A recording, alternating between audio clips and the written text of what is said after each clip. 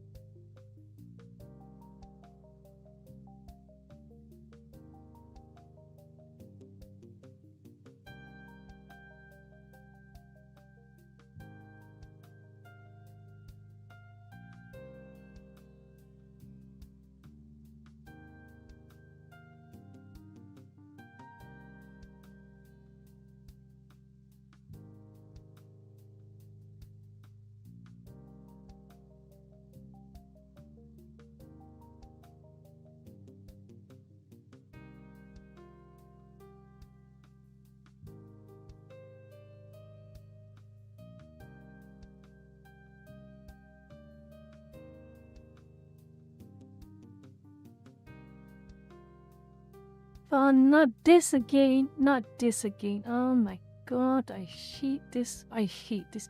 New Mohan. New Mohan, what the hell is wrong with you? I interrupt my stream for your bullshit? No. No.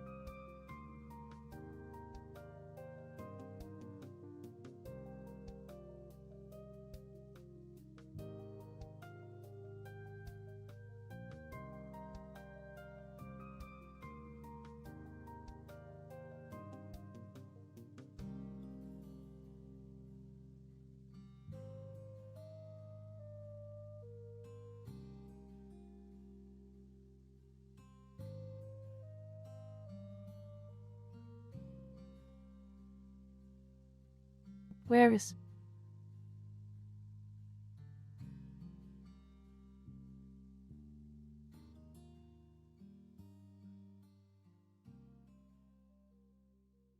Oh my goodness. Something is very... oh my goodness. I'm so... I am so sick of this. I am so sick of this. Why do... Oh my... Why do... Oh my goodness. What is this? Thank you, Trumper, for the gifted. Oh my god. YouTube, what is wrong with you? And now I'm getting flustered, and I don't know how am I going to...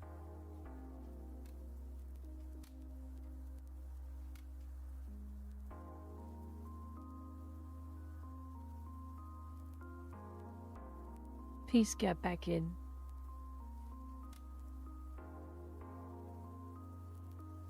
Oh my goodness, what is wrong with you, YouTube? I'm gonna have to spend a few minutes just to re-announce everything. Please give me a few minutes, please. So much wasted time. So much wasted time. I cannot believe how much time I'm wasting doing this nonsense. Because YouTube cannot get their act together. YouTube cannot get their act together. I have to go to Facebook and make the announcement. Pardon me a moment, Lucas. Pardon me a moment. I am completely irate. I am completely annoyed. I am completely angered. You will not even believe. You will not even believe. My god, oh my goodness, oh my goodness, holy moly, oh my goodness. Oh my goodness.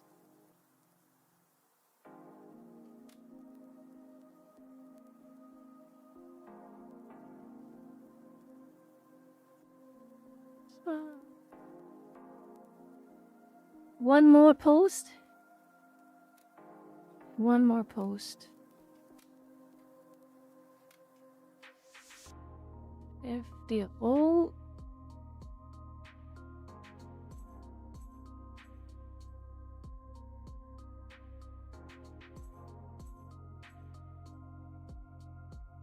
One more post.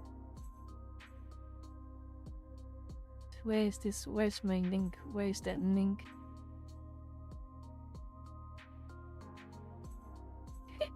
Okay, back. This is the most troublesome part of the entire... This is always the most troublesome part whenever I have to start a stream. I have to announce it on X, I have to announce it on Facebook, and I have to write. I have to post. And I have to copy the link from the YouTube and then paste it on the comment section so that the lazy lurkers know where to click. This is horrible.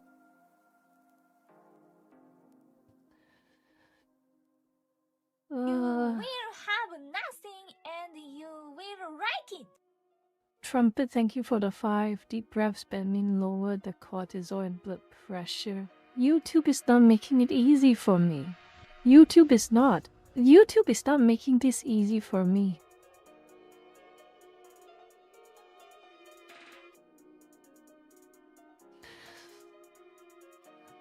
Give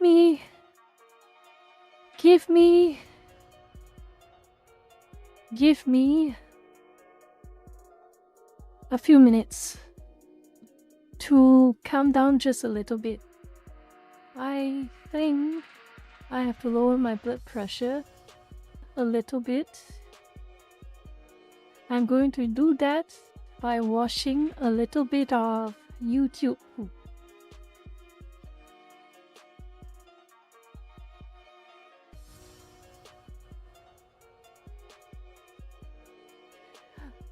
I'm gonna wash a little bit of YTP. I have to. Ugh.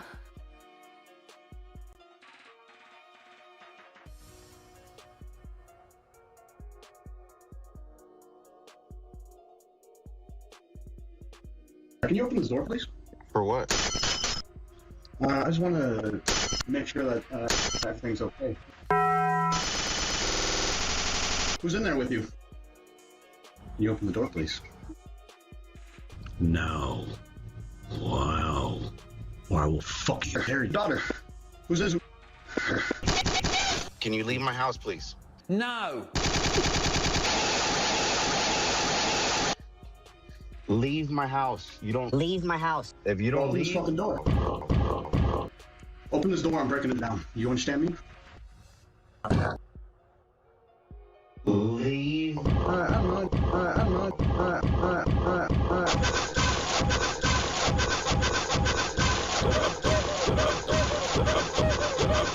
I'll huff, and I'll puff, and I'll blow your house in.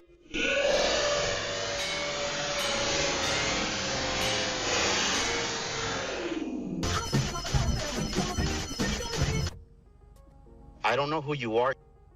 My name is Harry Daughter, fucker. Do you understand me? No. Do you understand me? Open the door. Goddamn door! Leave my house. Oh, okay.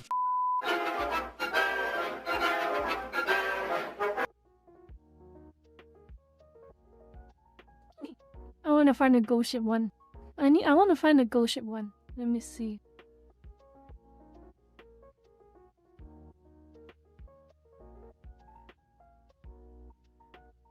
Is the ghost ship one here?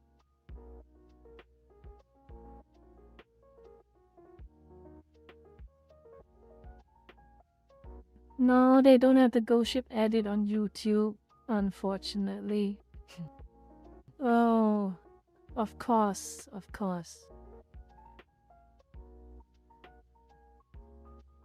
They don't have it. They don't have the ghost ship one.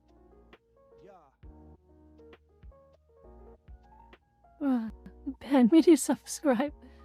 Oh,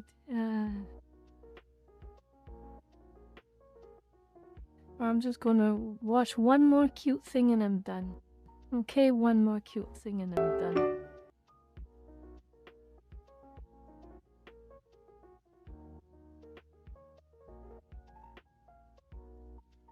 Or maybe not.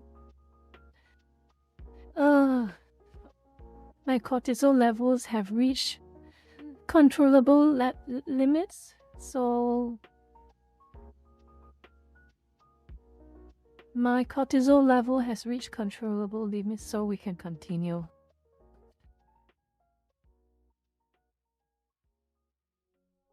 Okay, we can continue, and thank you for all coming back so quickly, lurkers. We can continue. Where was I? Where was I? Oh yeah, we were talking about this go hag attacks Japan, attacks anime, attacks manga, and is now attacking Pragmata, accusing everything of being predatorial. And you know what? What's the punchline? She lives in UK and she has not made a single post, not even one post, about the grooming gang issue. So spare me, kindly, go hag. Kindly spare me.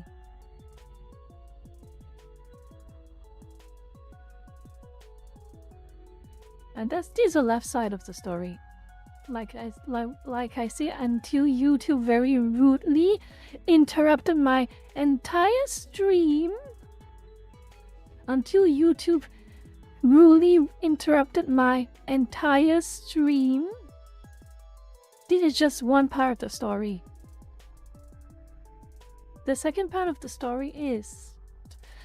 No, I mean, sorry. This is the left side. This is just one side doing this nonsense. This is the left-leaning side.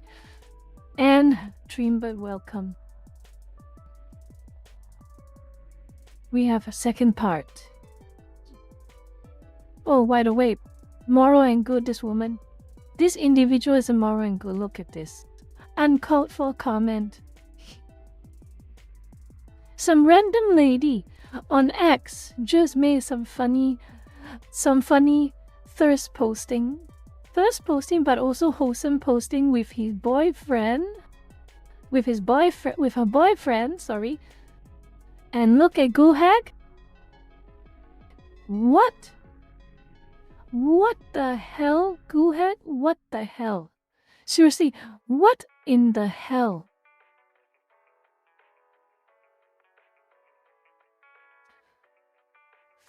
Firstly, that lady was just minding her own business, posting about her boyfriend, and you just come in there, repost it with that. Cartel videos. Maston, yes. We are talking about the leftist side. This is the leftist side of this. I'm going to do another live tweet as well. And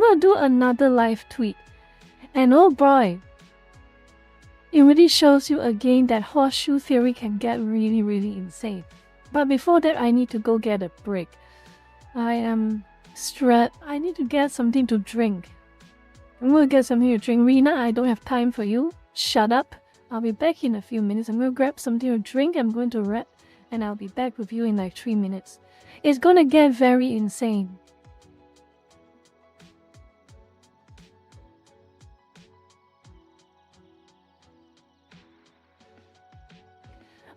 If you see your chat disappear,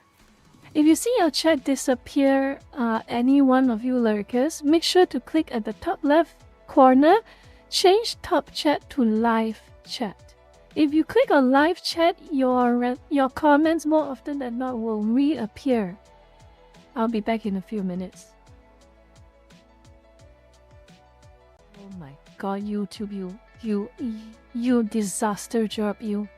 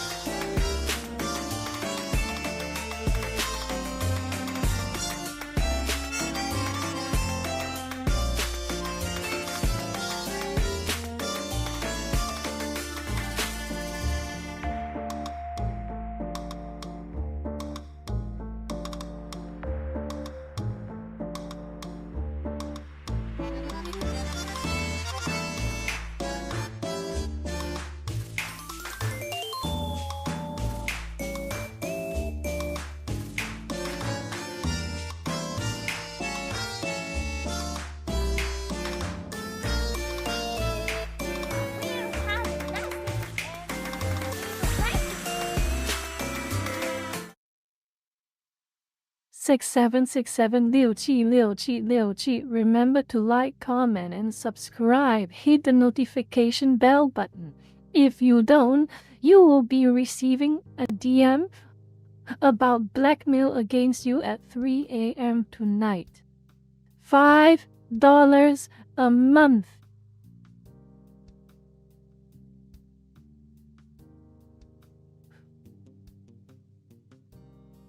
Let me see. So many things have happened. Oh, while I was away, so many things have happened. Oh dear. Zara, thank you for the 5. Okay, chat, Bermin is gone per usual. We are the streamer now. Rise up. I haven't made this post in a while. It's good to be back. Also, hi, Bermin. Hello, Zara. Glad you are back after so much busyness. Zara, thank you for the gifted. Who got the gifted? The Hurricane 8711, thanks Zara. Johnny English, thank you for the 5. Maybe the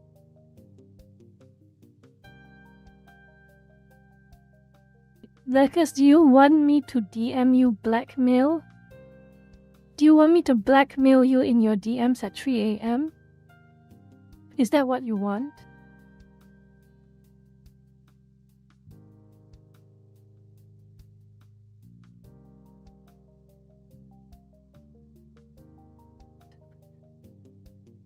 You are all weird, Lucas. Oh dear. Oh, anyway, let's get back to this. I want to finish this topic quickly so that I can go straight to the live posting part 2.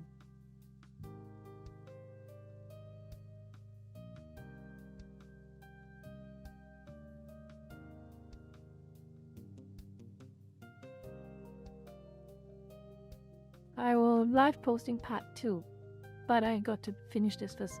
So you saw the leftist, the typical leftist hate reaction over Pragmata. Well, now I invite you to see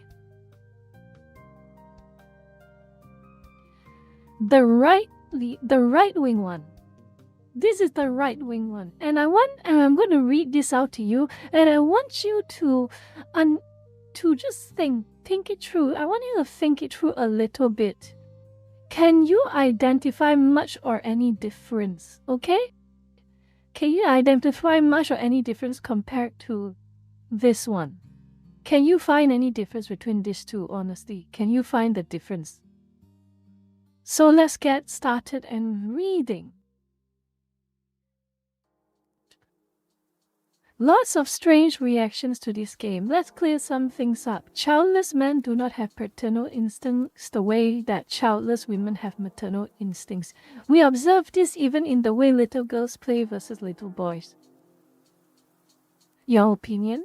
Men first experience paternal instincts once they have their own children, and typically those paternal instincts are only ever felt for their own children and no one else's. Your opinion? Men are not nurturers. Men don't gush over cute kids in public. Yes, they do. Yes, they do. There are all kinds of men. And some really do like children, as in paternal instincts. And many men also like plushies.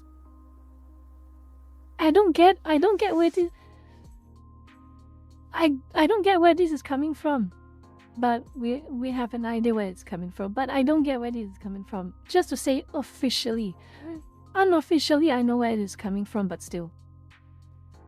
If a man wants to possess a child for any reason other than it being product of his own lineage, he's likely a predator.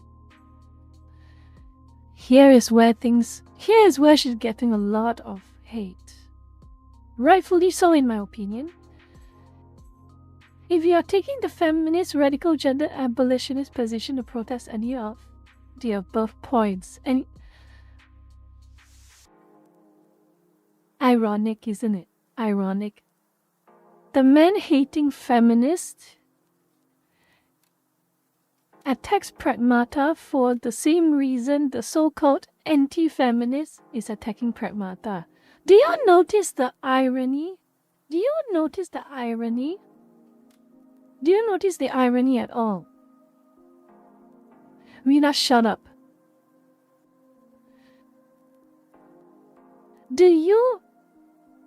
Can you notice the irony? She's calling out the feminists and the gender abolitionists, but here they are, one of the feminists saying something exactly like her.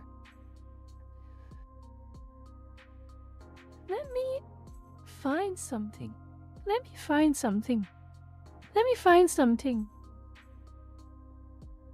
something. Hold on. Let me see if I can find a better post to illustrate this.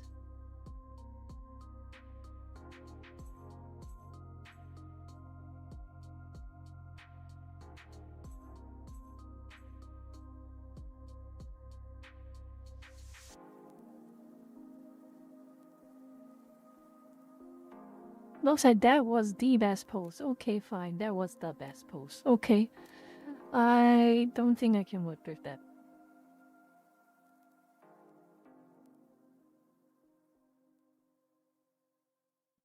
And this should explain why a death simulator game marketed to mostly childless men give people the creeps. Oh boy. Where do I even begin with this? Firstly, a live post. Okay, firstly, a live post. I'm not going to say a lot of things, but I'm just going to say two sides of the same coin. Another live post, so pardon me. Please pardon me. Oh my god, what's Oh shit, she's doing.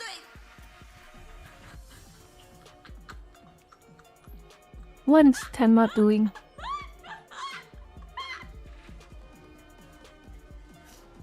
Oh yeah! Oh yeah! Oh yeah! Let's fucking go! Rhea, shut up! Oh my god!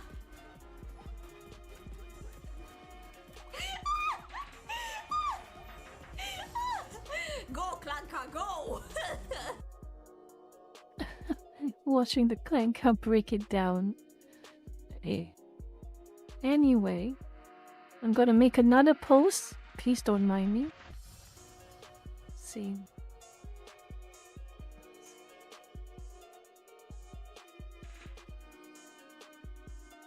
I am going to keep making these posts. You are not going to stop me. Timpo, just because Mary works for you, you are not going to stop me. You are not going to stop me. You are not going to stop me. You will not stop me. You will not be able to stop me. I'm going to make this post. If one of your staff members is going to embarrass herself in public saying stupid things, so be it. So be it. So be it.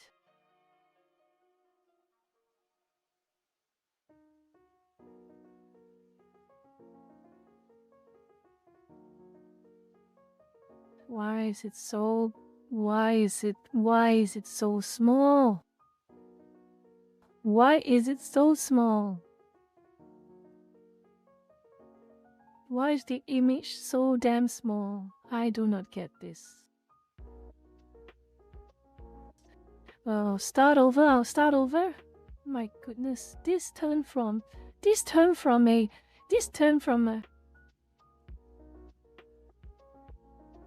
I mean, every time you live tweet on your stream, your model slowly gets more pinged until you become 100% V-tweeter. Oh my god, Rina, can you shut up, please? It's a shame that I am also the moderator for today. It's also a shame that I am the moderator for today. What a shame.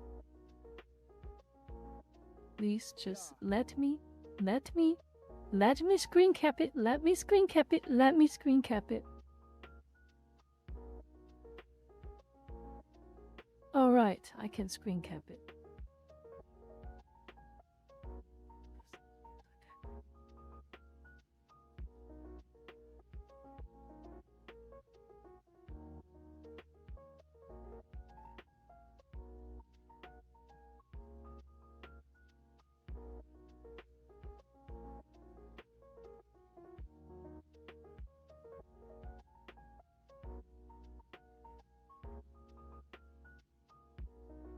Rena is very active. How the hell did 40 lurkers drop in here now?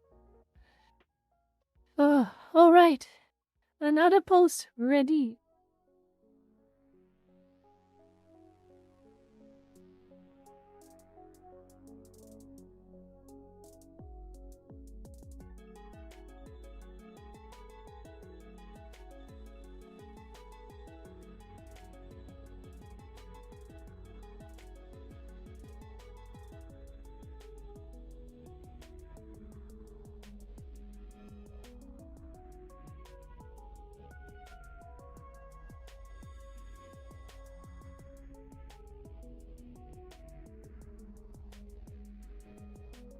Perfect.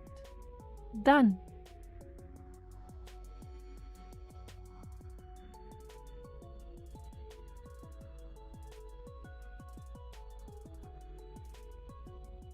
I'm kind of curious at the replies I got for this. Let's move back to this for a while. I want to go back. I will go out, have a read at the chat and see what some of the replies. They just want to be mad because they forgot what happiness is, okay? Perception, DI is being pushed in the last decade. In the current environment, certain jobs aren't viewed as meritocratic, but more so a club. Be a certain color, have certain ideals to get in. This is explaining it, I guess. Lamar Jet was the pre-progressive VA must match the character's race. Now the progressive must play by their own rules, so monkey no pay. I do not like this whole revenge discrimination thing.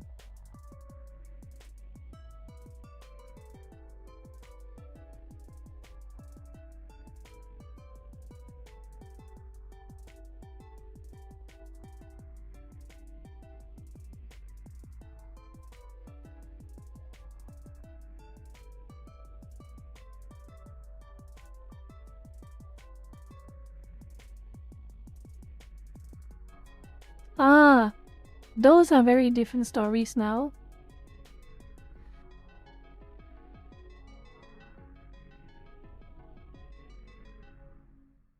But here's a hot take. This is probably a hot take from me, okay? This is probably a hot take from me, but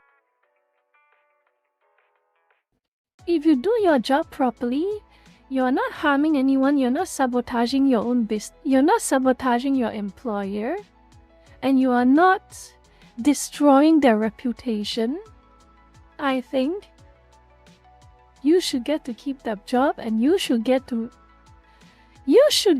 be praised for doing a good job. That's my opinion, okay? The problem is that a lot of leftists in the past few years, they love dragging their own employers into their arguments. That's the problem.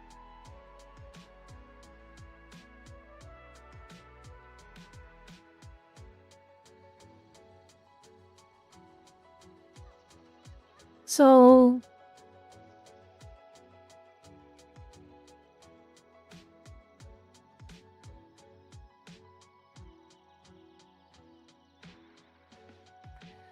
there are some really weird people. There are some really weird people on this site.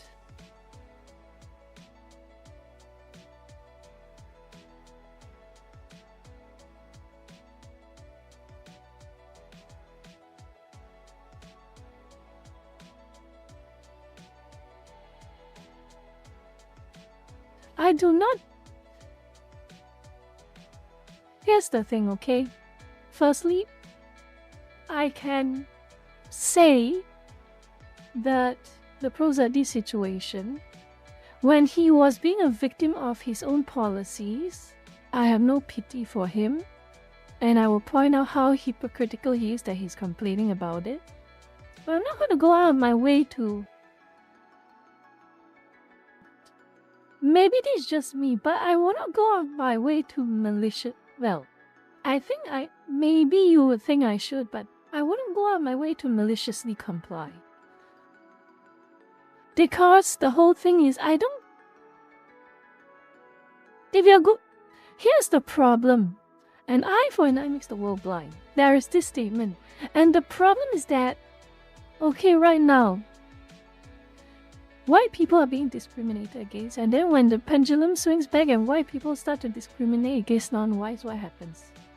It's a self-feeding... It flip-flops. It's going to go on forever and ever and ever and ever until someone decides to break the cycle.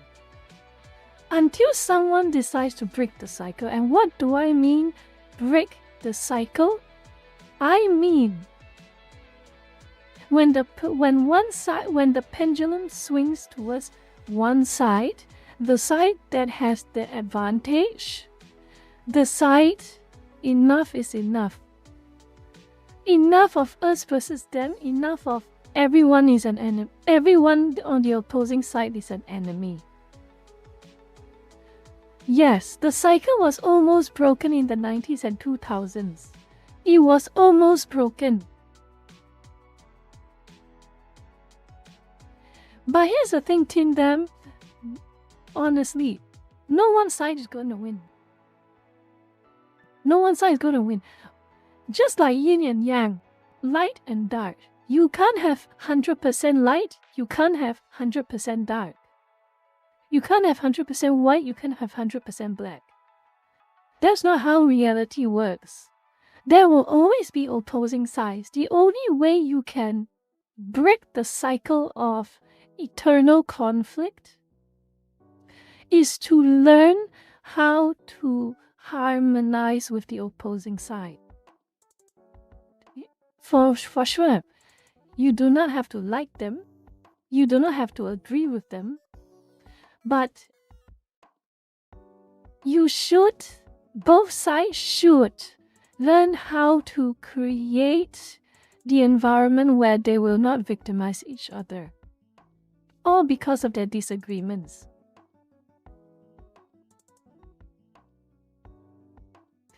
Yeah, my Taoist brain is coming back in. I'm sorry about that, lurkers. I'm sorry about that. My Taoist Confucianism brain is clawing its way back in.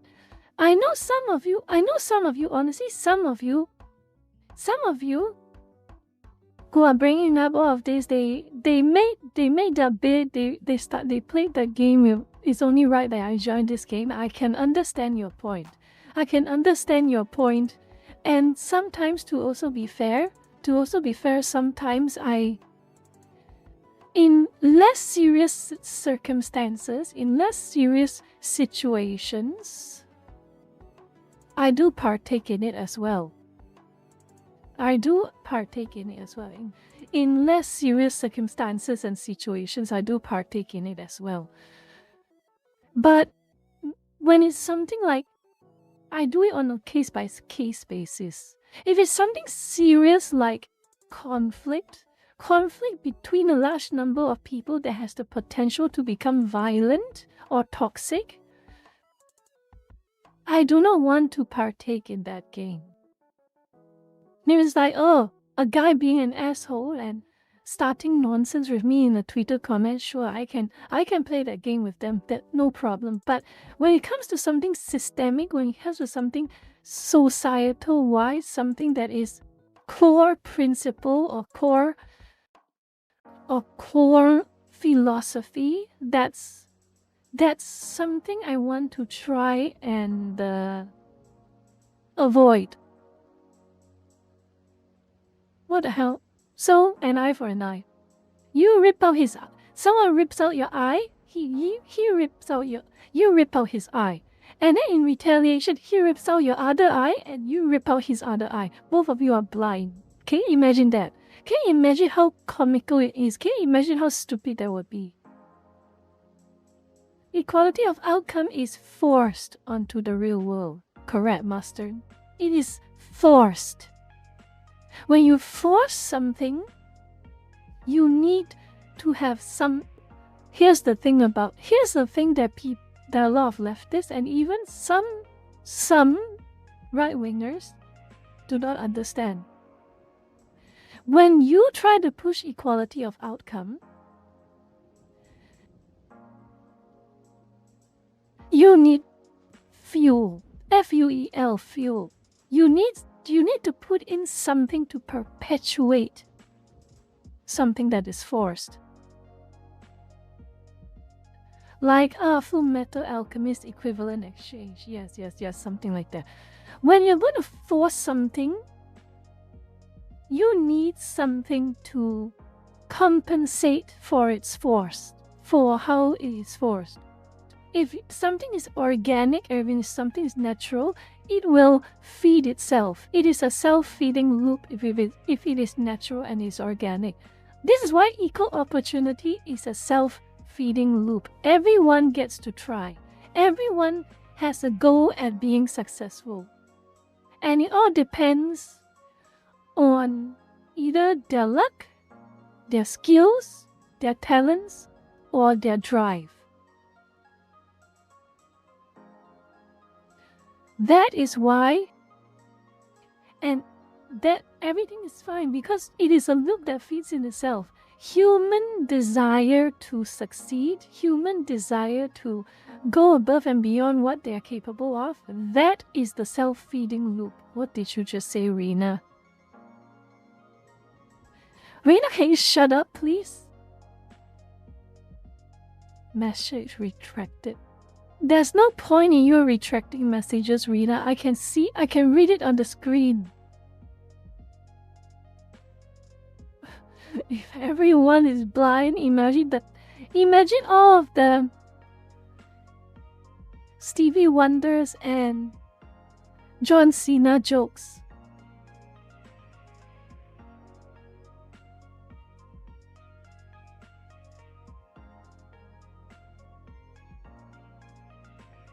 But you know what?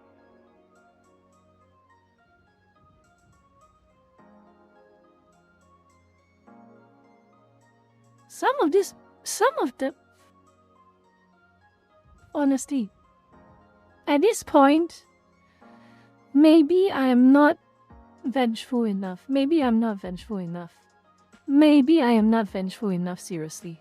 Maybe I am not vengeful enough. Maybe I'm not. Maybe I'm not, honestly. And I don't mind. Maybe I'm not vengeful enough. I'm the type of person who I rant and I seethe and it's done. Personally. I rant, I seethe, I complain about things that I see that make me unhappy. And after I talk about them, I'm done. And I move on. But I guess some people hold a grudge. Some people do hold a grudge, and I can't blame them for it.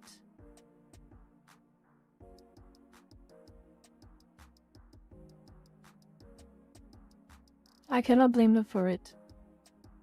But I will say that I do not agree with, if both of these voice actors talked about authentic casting, I can say very loudly I disagree with them. But I can't take their skills and their talents away from them. I can't take their skills and talents away from them. It is not right. Just like how, this is what the Quartering used to say. Before he became a two-faced hypocrite, or he has always been a two-faced hypocrite, I can really, really hate what you say. But I will protect your right to say it. So, I can tell these two voice actors if these two do believe in authentic casting, I will say I disagree with them.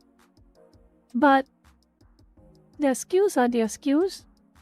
They They perform their roles well, they perform their roles well. Fair is fair. Fair is fair. Okay?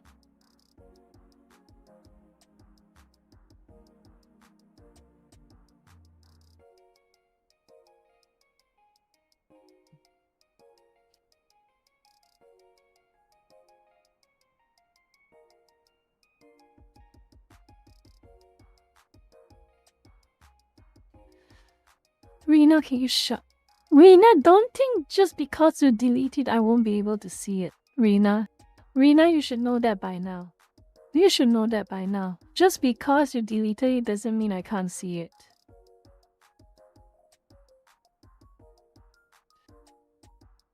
But I got distracted.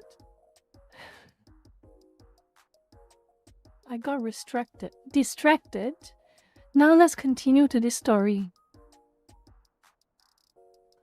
Suffice to say, this was not a good take. 2.7k likes to 9.3k replies to 2.1k reposts. Most of them are quotes. Okay, let's go through what she says step by step. Childless men do not have paternal instincts the way childless women. We have seen a lot of cases. Okay, stepfathers. First real life scenario, stepfathers. I'm pretty sure the average stepfather is not the stereotypical evil stepfather now, is it? Unless you can find me statistics to prove it, and if that's the case, they should ban adoption. They should ban adoptions. So which is it? Mary, stepfathers exist. If what you're saying is true, we should ban all men from being stepfathers and adopting children. If what you say is true, why do we not have a ban? And also, why do we not have any statistics that prove that the average stepfather abuses their child? Explain this to me.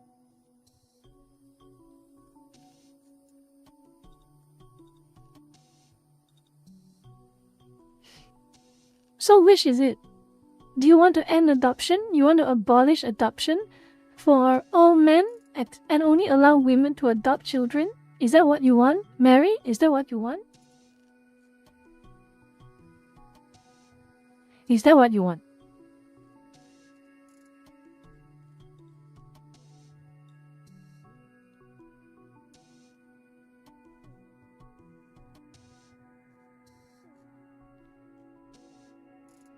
This entire thing is, by the way, she has given no evidence to back any of her opinions. She has given no studies. She has given no surveys. She has given no academic reports. She has given no, not even any anecdotes, not even personal stories.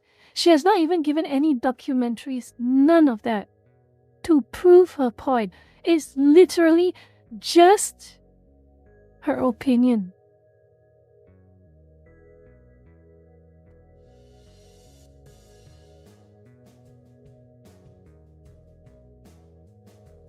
Men are not nurturers. Men don't gush over kids in public.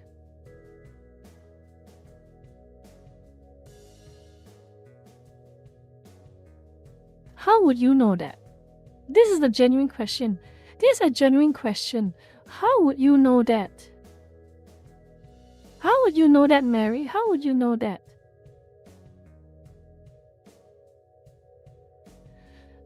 Actually, the serious question is, how does she know any of this? If she's going to give a long tirade about men taking care of children who are not his biological child, you better back it up with some serious receipts.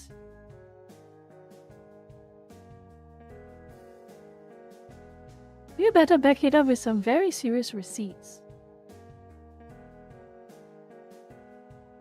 But of course, knowing her, she had no receipts. Of course she had no receipts. Imagine my shock.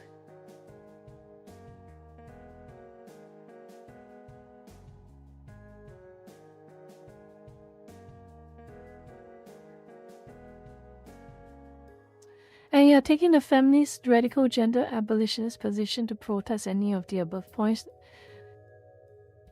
Remember, I saw one of those so-called radical feminists and gender abolitionists saying the exact same thing about men.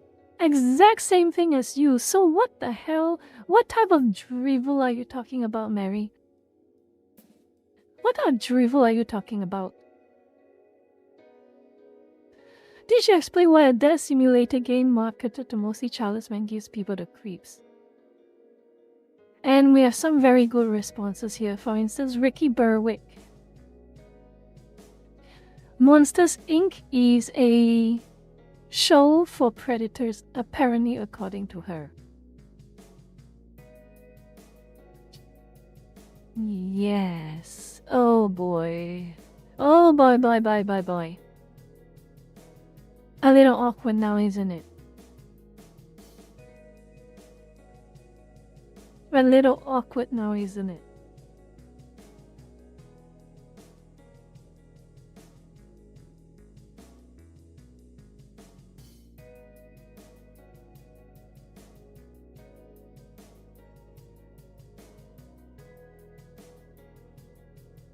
I recall Barry praising this movie, saying it's a great movie, but apparently now this is a movie for creeps, apparently. Mary, you say this was a very good movie, Sound of Freedom. Trying to shut down child trafficking. A movie about shutting down child trafficking. You say this was a good movie. But now I suppose now it kind of proves that you think this movie is for creeps. Interesting. Very interesting.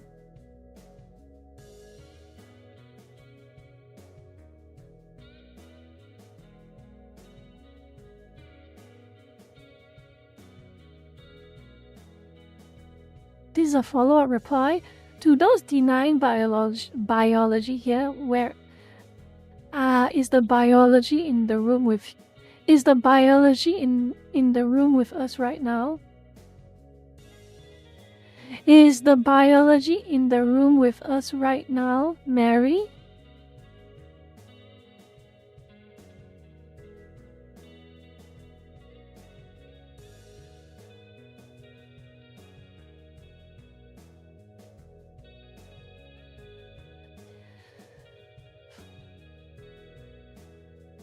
Would you hire a male babysitter if he's to be trusted? Yes.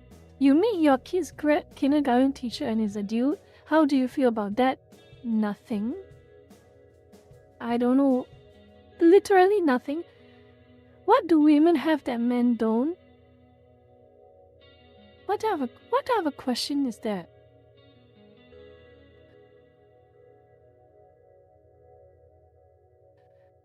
None of this is a knock against men, it's just true. Meanwhile, you call out childless men who like games like these creeps, and then you call men who do not have children but demonstrates parental instincts as a predator. What are you trying to prove here? What are you trying?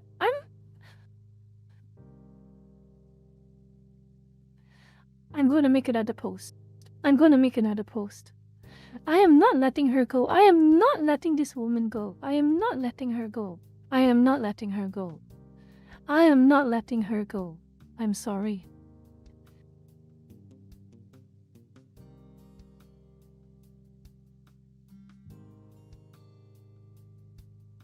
I am not letting her go. I'm not letting her go. Get away from this and sweep this under the rug. I am not letting that happen.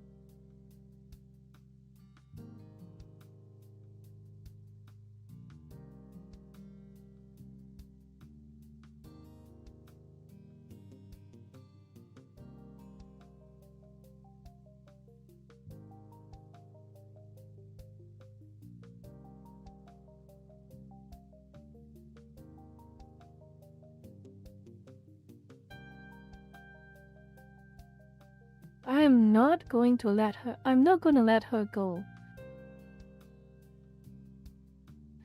to let her go. This is... I am going to farm. I am going to make posts about this. I'm not going to... Even when some people are complaining this is old news, stop talking about her, I'm not going to stop.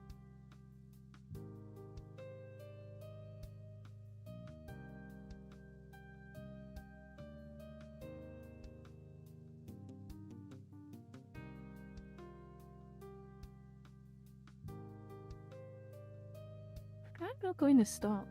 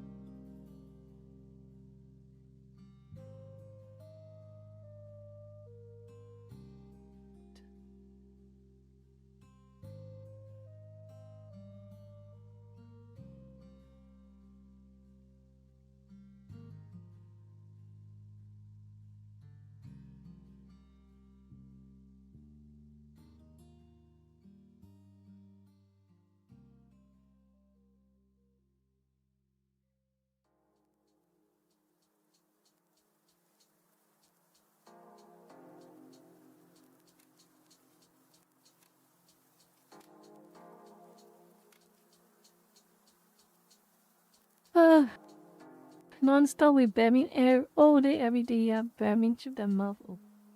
What the hell? Love has to shut up. Time to ban. Oh my goodness. I'm not going to go to the second topic now, am I? I have to make it a little short to the next topic, I guess. None of this are not against me. Proceeds to call.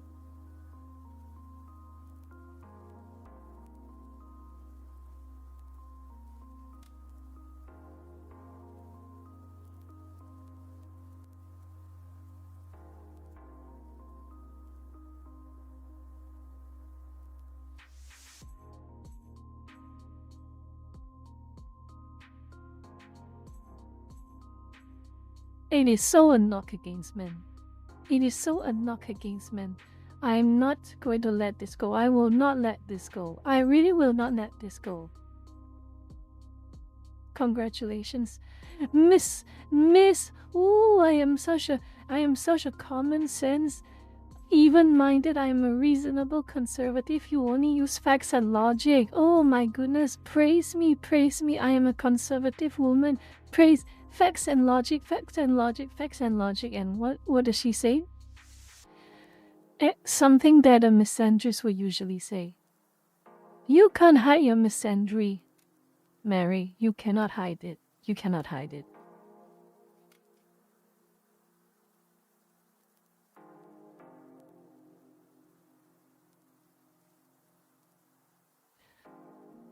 So, as you probably already saw in my previous post,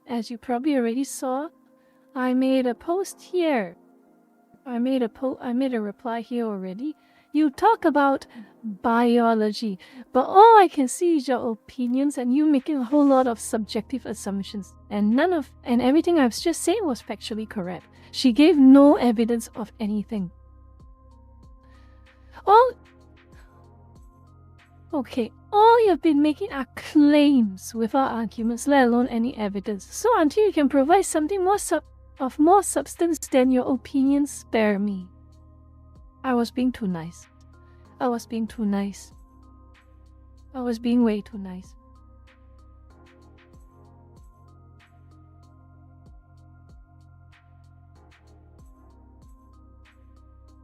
Ugh.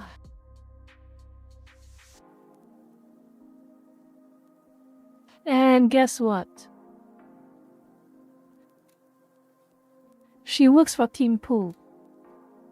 for Timcast.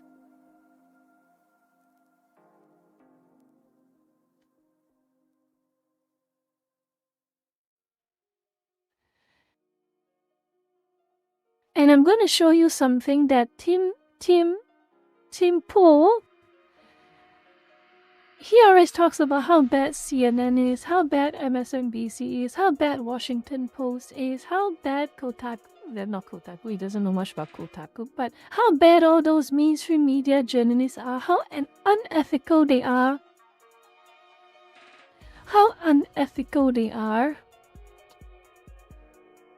how they lie by omission, how they cut off important context, how they deflect, and how they change topic.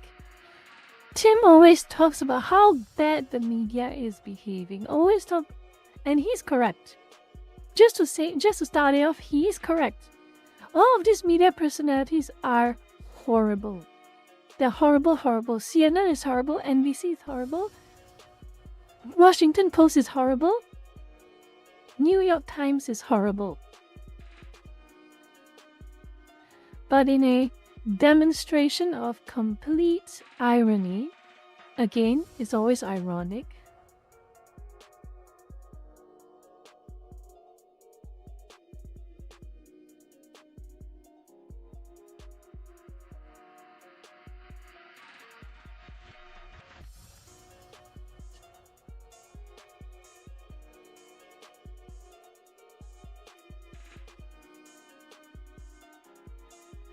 Mary is correct in tendency. I think people are taking her point to the extreme end. Is that right? Is that right? Is that right? Is that right? Is that right? Is that right? Is that right? Taking the point to an extreme end.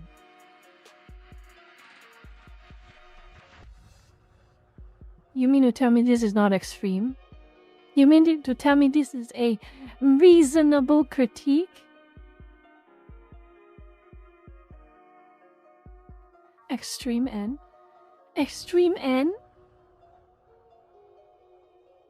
People are taking her point to the extreme end. She took her point to the extreme end. Don't blame others for what she did.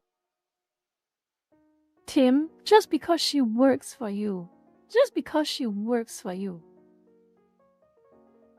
Despite the community, I would still argue that women are substantially more baby crazy than men and that marriage journey correct in a... She didn't make that statement, did she? She didn't say that, did she? She didn't say that, did she? She didn't say tendency. She didn't say substantially more. She said any man who does not have a child cannot experience genuine, honest, paternal instincts. That is her point. She did not say tendency. She did not say more often than not. She said point blank, men cannot be fathers until they have children of themselves. That is her point. So, Tim, why are you lying? Why are you being a CNN right now? Why are you being a CNN right now?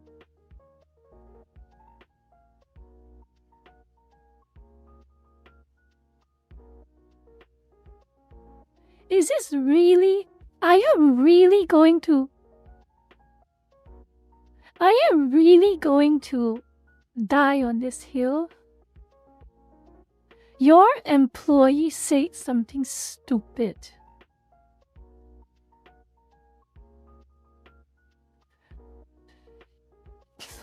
Your employee said something stupid.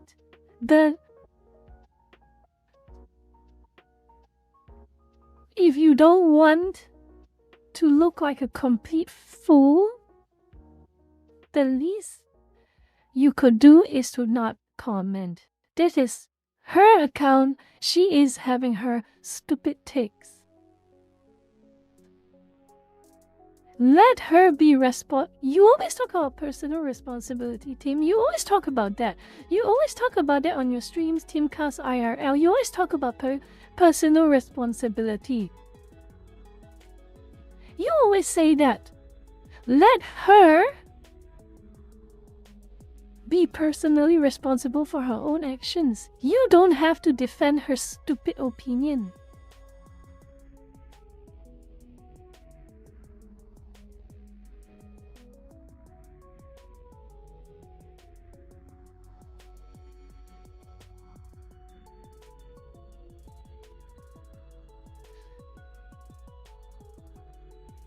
I think OP, in that case, conservative families exist, not a hot take, but still, I don't think this, I think she's just, I think this Mary has some unsettled personal history with her father. And I think she's letting it blow out towards her personal opinions.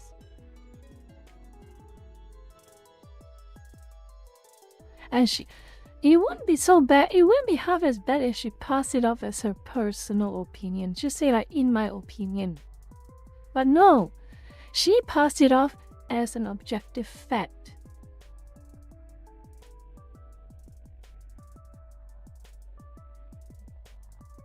Allegedly. Allegedly. Allegedly. I don't know what is wrong. I don't know why this Mary would have been in a so much better position if she just didn't talk about this stupid topic.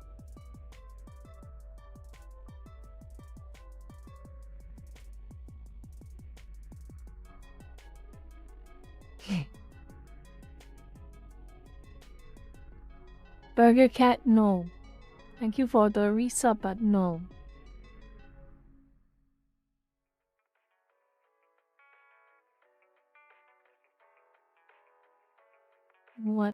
What a shit show. What a shit show. And I made this point here. Massive deflection from her use of the word predator. Correct. Correct, Andrew, correct. Again, like I say, it's ironic to me that Tim often calls out mainstream media like CNN and MSNBC for their unethical acts of reframing, omission, and deflection of important events and facts. Yet here he is doing the exact same thing, all to defend his associate.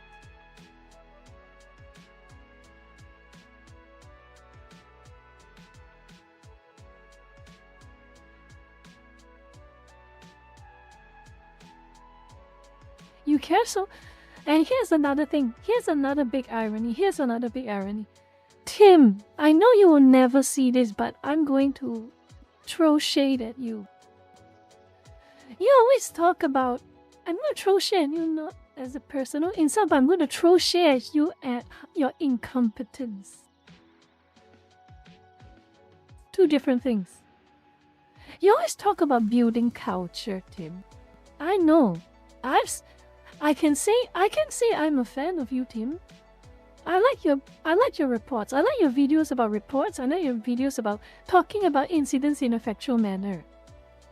As for your opinions, it's hit or miss most of the time.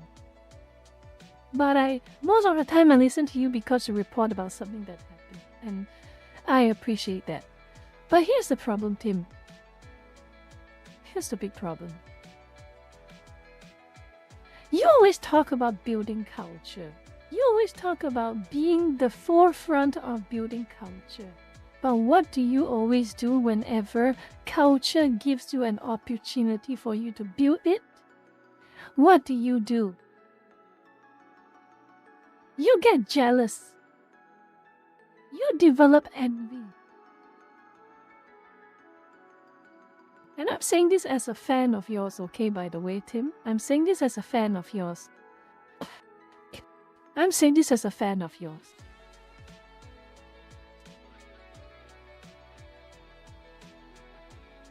You had your opportunity to expand that building culture. You had the opportunity, and how did you have the opportunity? Kirsha. Kirsha gave you that opportunity. Kirsha, when she talked about bridge, when she talked about DEI, and both of your topics coincide with one another, Kirsha was also aware of you. one of Kersha's followers and your follower as well, both of them, both Kersha and you, a fan of both of them, both you and Kersha, say, why don't you bring Kersha up to just have a chat? That was your big opportunity to build culture, Tim. That was your biggest opportunity. It was handed to you on a silver platter. Your own fans recommended it to you. And knowing you, if you ask Kersha, she would say yes. She is always open to joining any podcast. She is always open to joining any collab as long as they are well-adjusted individuals for most parts.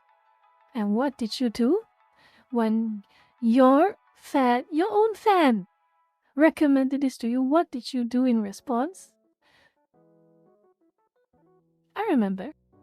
I'll say, and I quote, I'm not going to invite no VTuber onto this show. I'm not going to invite any VTuber.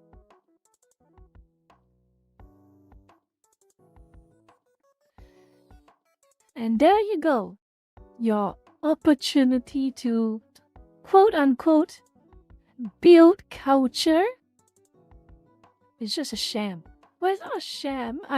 It's too harsh for me to say it's a sham, but it's like, it's about as successful as Jeremy selling coffee brand coffee.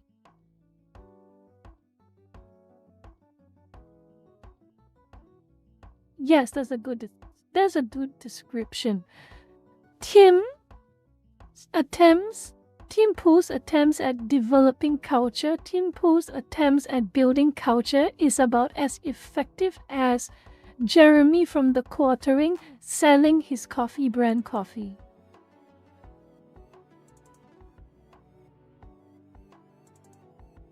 He's trying, but he's failing. Skateboard can only take you so far, Tim. Coffee can only take you so far, Tim. Having a cafe or having a clubhouse can only take you so far. Having podcasts can only take you so far. At some point, how do you develop culture? You find where the culture is centered at. You find out where the culture is collected at.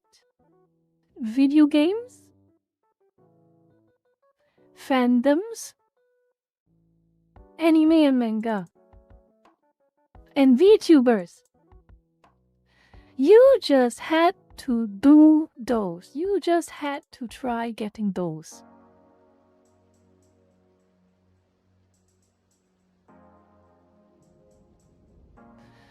Victor Strax, coffee brand coffee is the coffee for you and me. Yes. But yes, you had a chance. Tim, are you actually serious about building culture? That's my serious question to you. Are you serious about building culture? Are you? Why the hell do you deliberately avoid all of the places where culture is being built? You extend an olive branch to VTubers? There you go. Culture is being built. You extend an olive branch to anime and manga weebs? There you go. Culture is being built. You extend an olive branch to gamers? There you go. Culture is being built. Not whatever the hell you are doing right now, talking about politics 24/7. I know rich coming from me, lurkers, rich coming from me, but still, granted, talking about politics 24/7, talking about your skateboarding, talking about your coffee, and talking about your super exclusive fan meetup events in some random cafe or some random studio that you are building.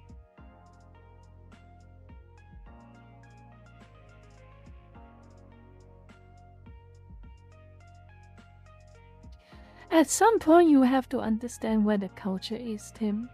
It is all fine and well to say that you are building culture. Admirable even. You understand the problem, which I do want to be fair to you, and also I am a fan because you say this. You understand the problem. The problem is cultural. It has always been. You change culture, you change discourse. You change culture, you change consensus. Correct. But the problem I have with you, Tim, is the how.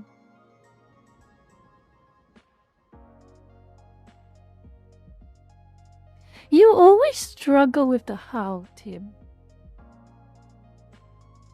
Adam, at least, the guy you kicked out, he knew better ways to build culture. And he does it by shitposting on X.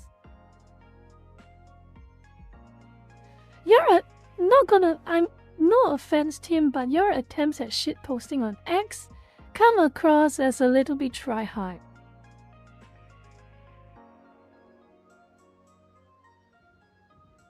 I'm sorry. It comes across as forced and try-hard. Only the lowest common denominators, only the bottom of the barrels, only the low-hanging fruit would buy into your shitpost. Most people who have been on the internet, posting on the internet long enough, knows your shitpost game is not enough. Your shitpost game is not enough. You have not even posted anything post-ironic.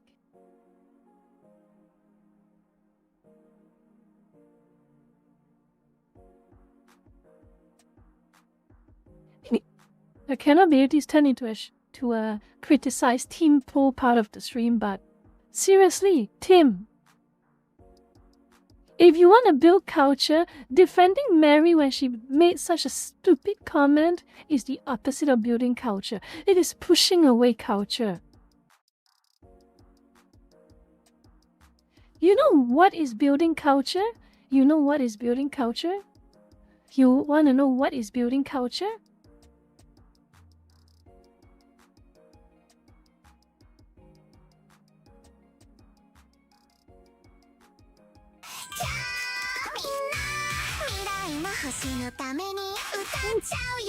Culture.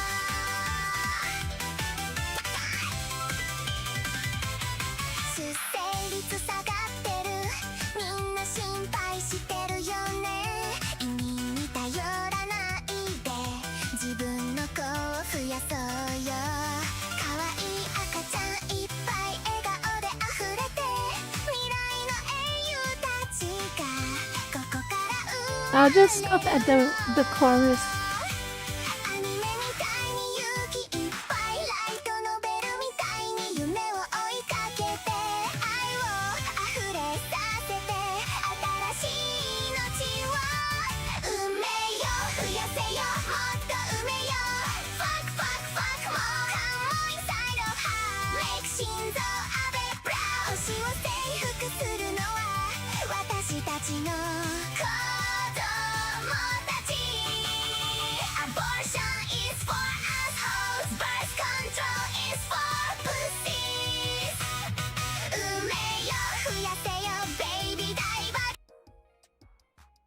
This is how you build culture, Tim. You make cringe, idle spin-offs. This is how you build culture, Tim. This is shitpost. Not whatever the hell this is. Not whatever the hell this is, Tim.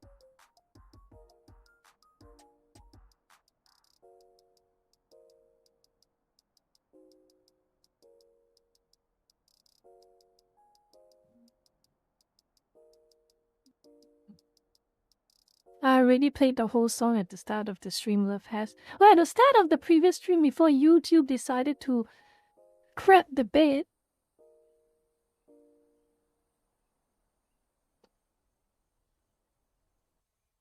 And all I will ever remember Tim when it comes to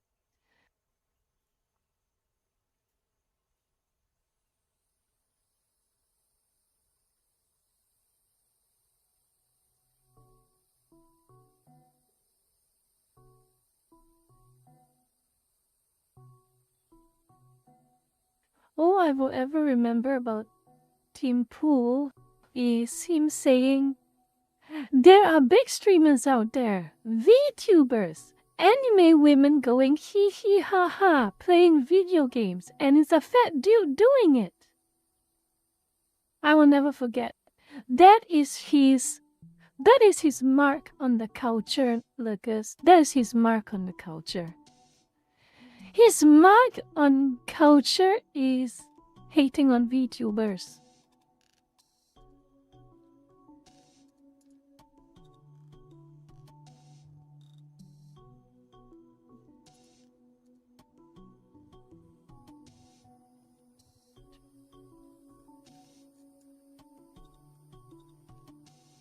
Welp.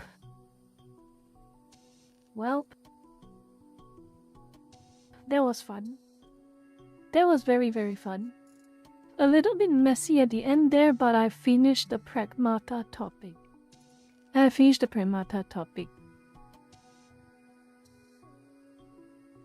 Oh god.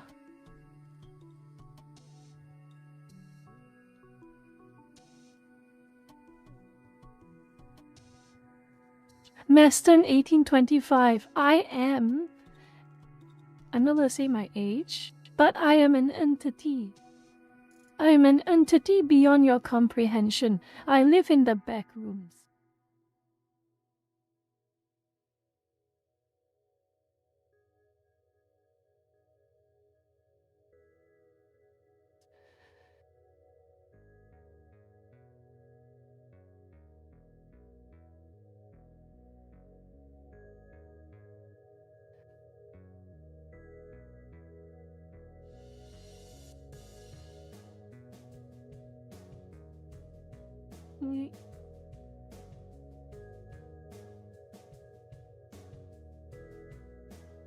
Squid.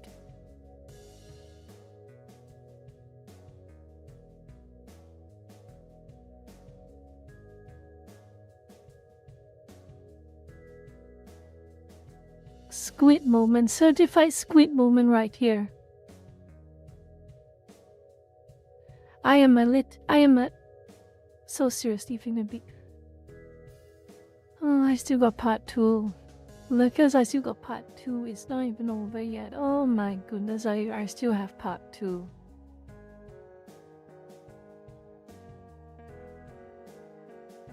I still have part 2.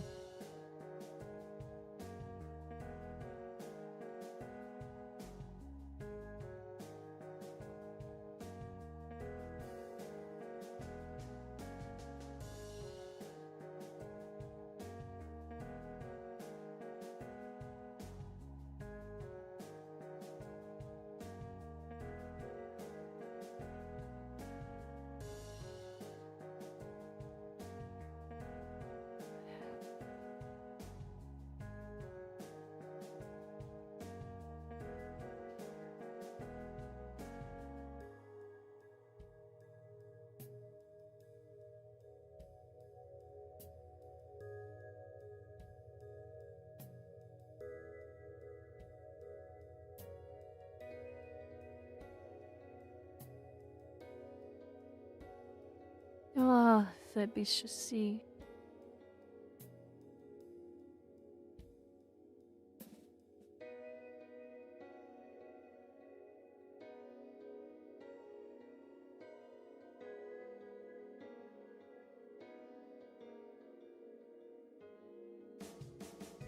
I am just writing a follow-up post, so don't mind me, okay? I'm gonna write a follow-up post.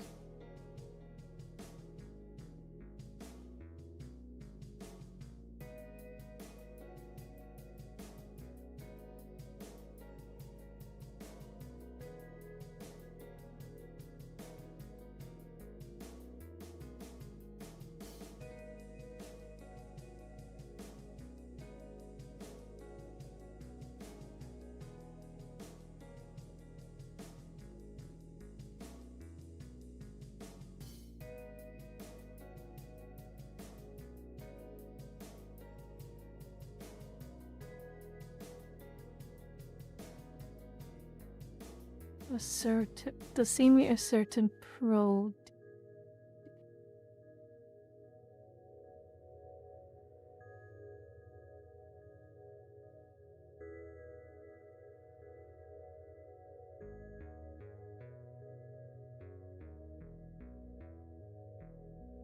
Oh yeah, that is a flow on from the second topic. After I make this post, we're going to hopefully finish it off with that topic.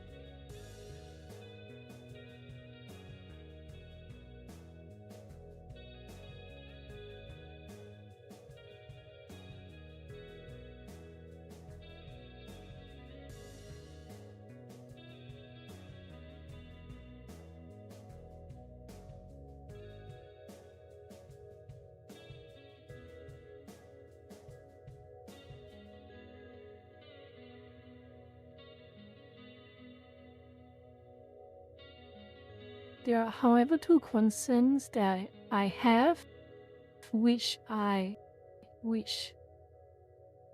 do I word this? Let me see, how do I word this actually? How do I word this?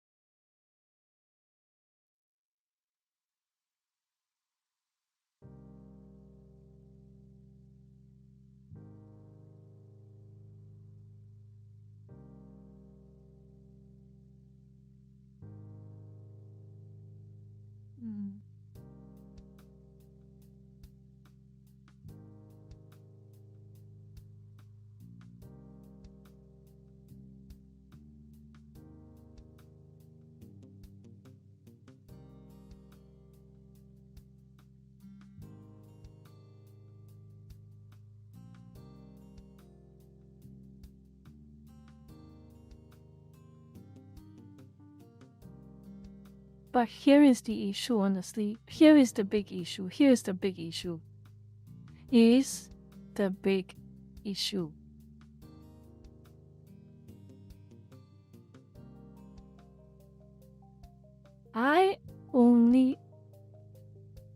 My views on this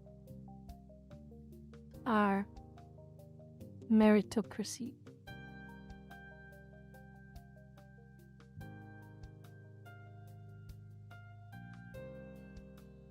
My views on these are merit is king, honestly. And there is also one more concern.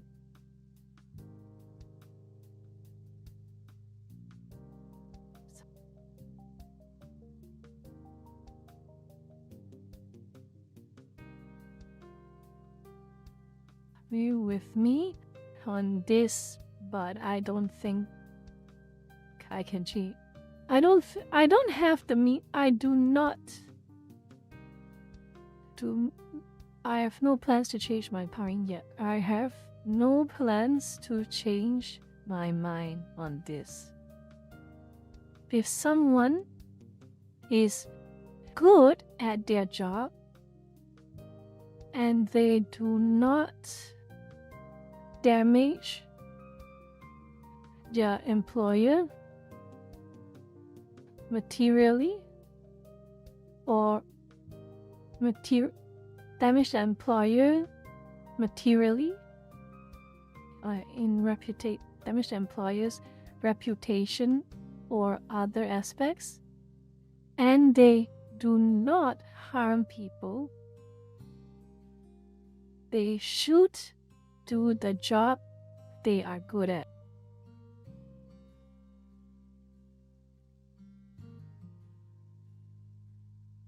Honestly, this is my view. Ramble.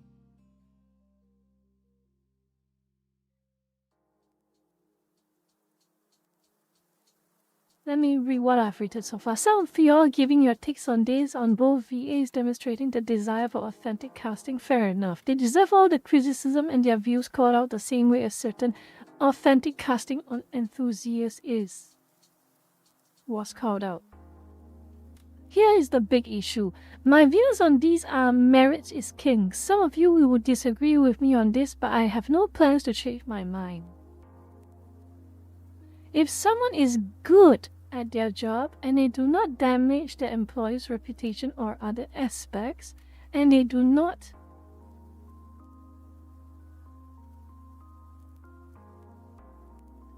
harm their own employee. They do not damage their employee. Do not damage their employer or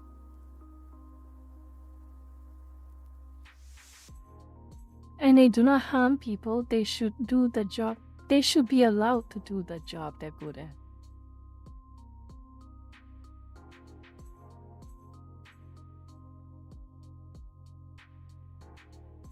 There is also one more core concern I have.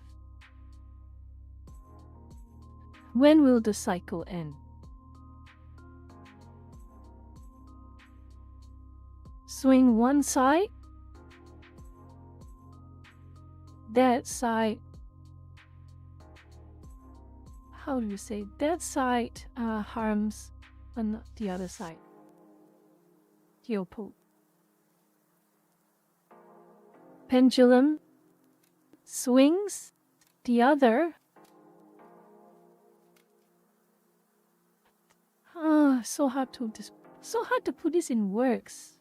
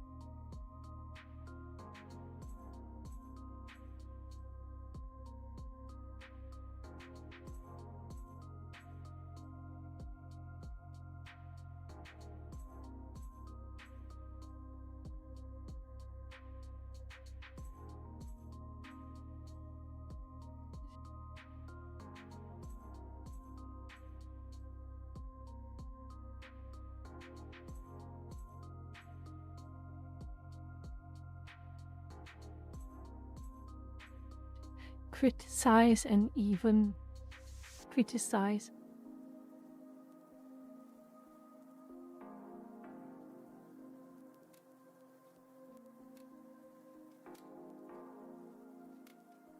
When will the cycle end? Pendulums swing one side, pendulums swing one side, the winning side victimizes the other. Pendulum swings the other side, the reverse happens. It's going to keep this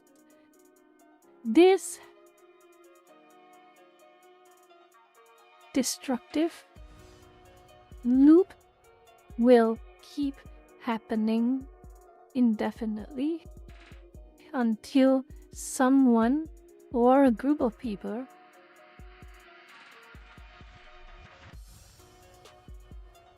are capable of breaking the cycle, even at the expense of their own ego or sense of vengeance.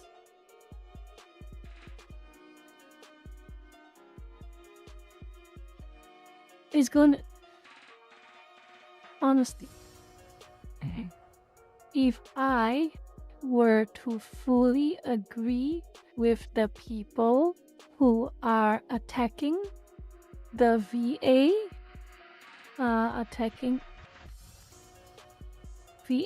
solely because of the color of her skin, just like how I'm gonna find something. Hold on, I'm gonna look for something.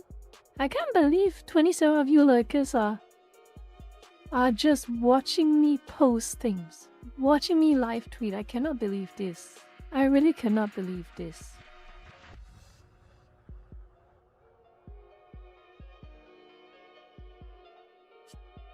Okay, correct. Okay, correct.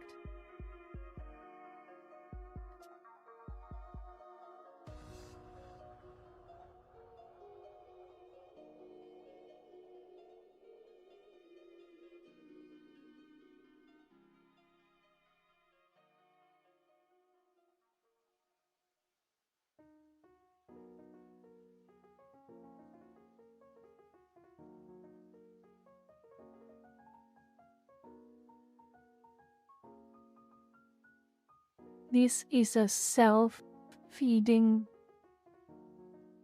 perpetual loop of victim, perpetrator. I am not keen on that.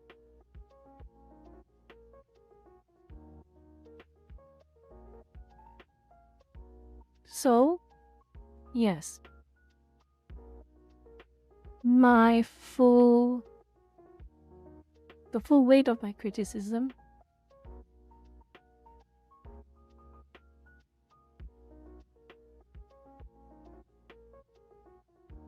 for people's segregationist. Should I call it segregationist? Should I call it segregationist? Should I call it segregationist? No, race bait.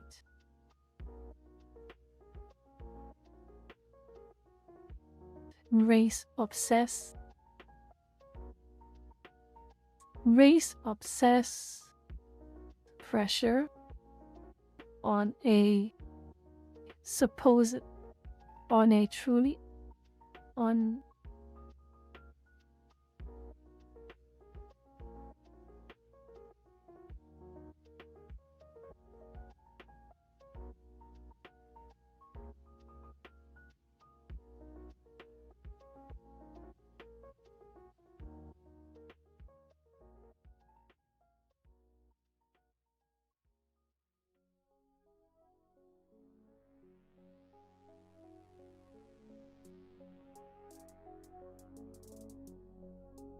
okay, I think that is done. I think that is done. Let me see. Rambo, some of you all giving your takes on this on both VAs demonstrating their desire for authentic casting. Fair enough. They deserve all the criticism and their views challenged. The same way a certain authentic casting enthusiast was called out. Here's the big issue. My views on this are merit is king. Some of you will disagree with me on this, but I have no plans to change my mind. If someone is good at their job and they do not damage their employer and they do not harm people, they should be allowed to do the job they are good at. What I care the most is that people who do good work get their due. What I care the most is that people who do good work get their due rewards, and their opinions, so long as they harm no one, is a debate of their personality which we can criticize. There is also one core concern I have. When will the cycle end? Pendulum swing one side, the winning side victimizes the other. Pendulum swings the other side, the reverse happens. This destructive loop will keep happening indefinitely until someone or people are capable of breaking the cycle, even at the expense of their own ego or sense of vengeance. If I were to fully agree with the people who are attacking Diana's VA solely because of the color of her skin, just like how the Pakcho have done over the past years, we are just going to create an environment where this is a self-feeding perpetual loop of victim-perpetrated dynamics. I am not keen on that. So yes, the full weight of my criticism for people's race obsessed pressure on a truly merit-based industry. However, fair is fair. If a person is good at their job, that is their job to keep. Okay, I think that's done. Oh no, not again.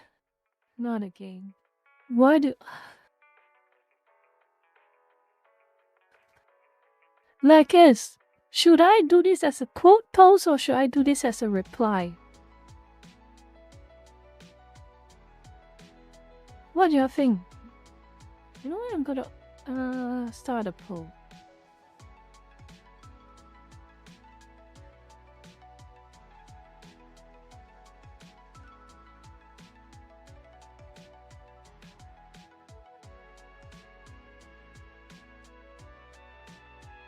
I'm lazy to think. My brain is spent on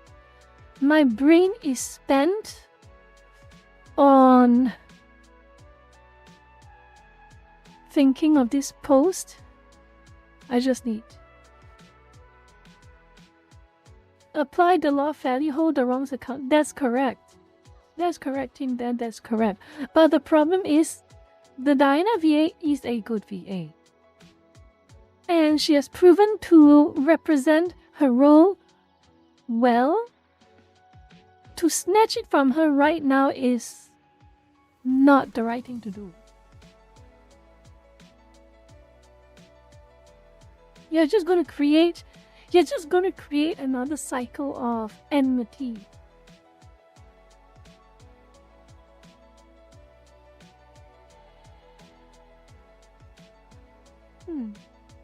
I'm just going to give it a few more minutes because this is the last post I'm making on the topic of Pragmata.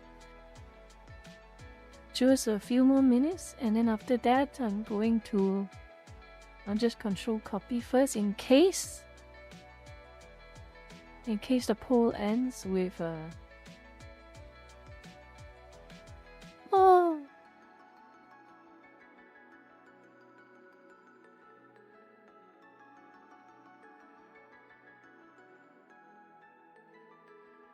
Okay, seems like quoting is the better outcome according to you all. So, follow up.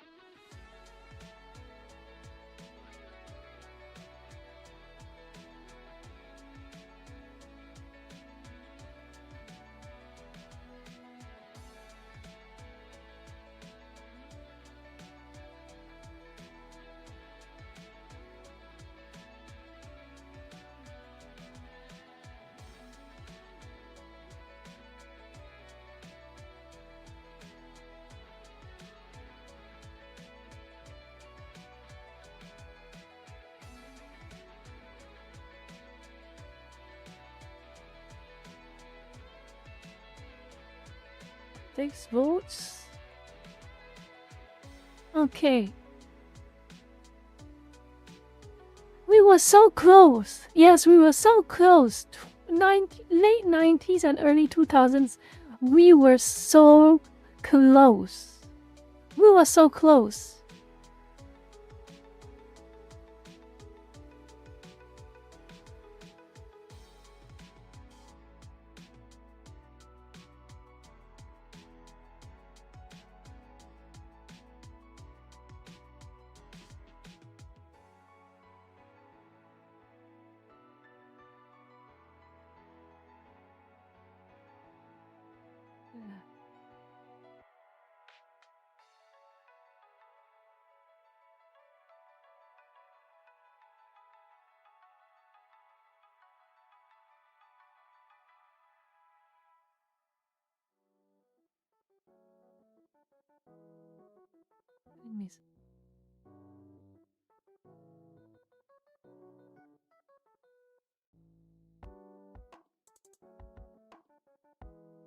Good enough. It's pretty clear. It's pretty clear. Spooked me. Shitpost. Done.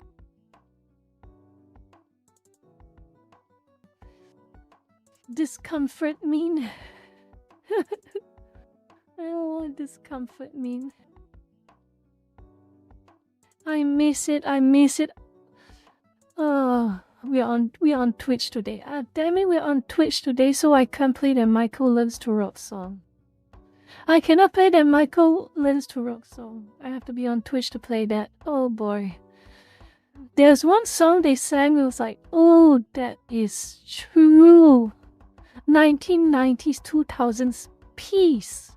Everyone realized that they were human. Everyone realized that they were all just people trying to get past the life.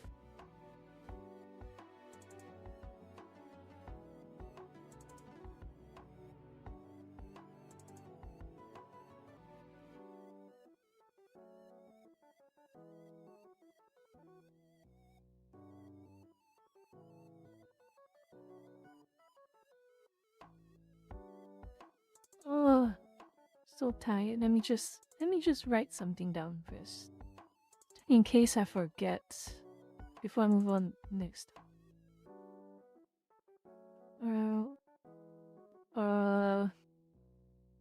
Wi-Fi fishing. Okay, done.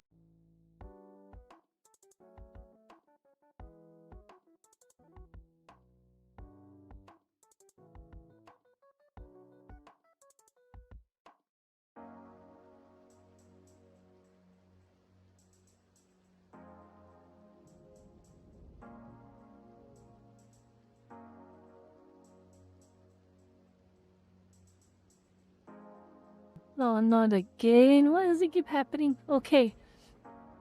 Next topic.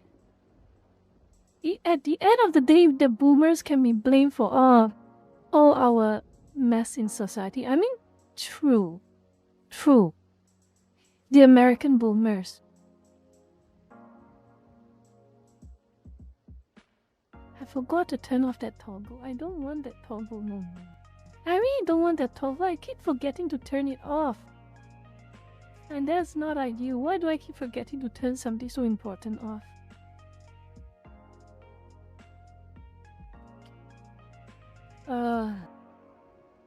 How are we going to begin with this? This is a lot of information. And I don't know if I have enough energy to go through everything.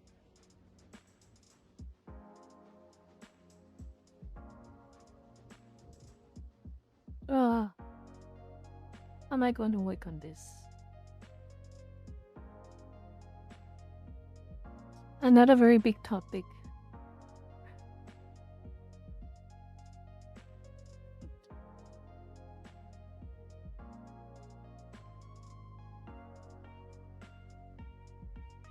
Give me a few seconds to catch my breath and get some energy.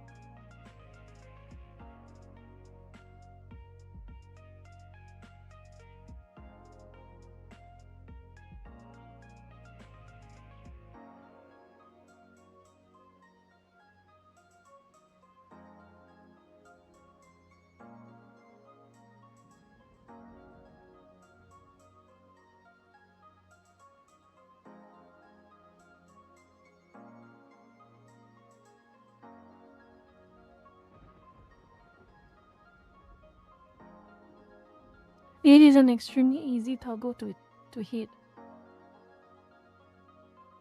I don't know why I put it in the brackets.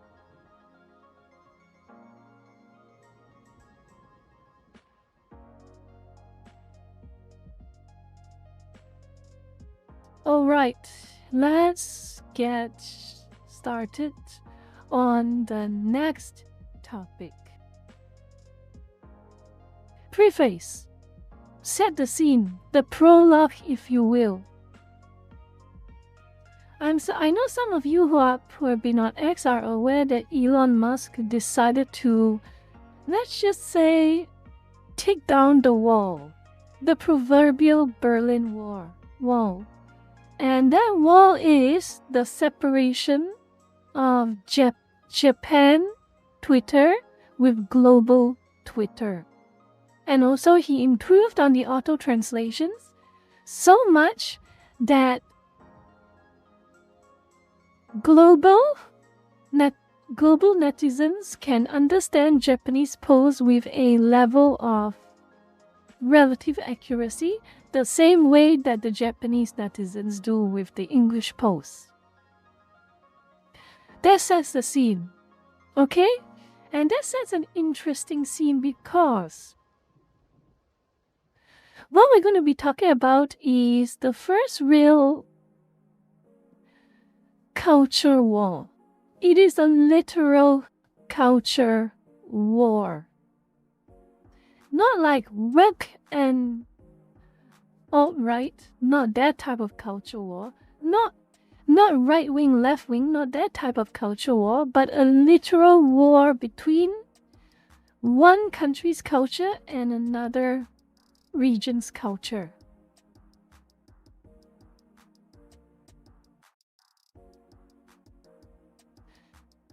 So, where did it all start? It all started with this. Let me close some posts first so I can free up some clutter. Let me free up some clutter for a brief moment.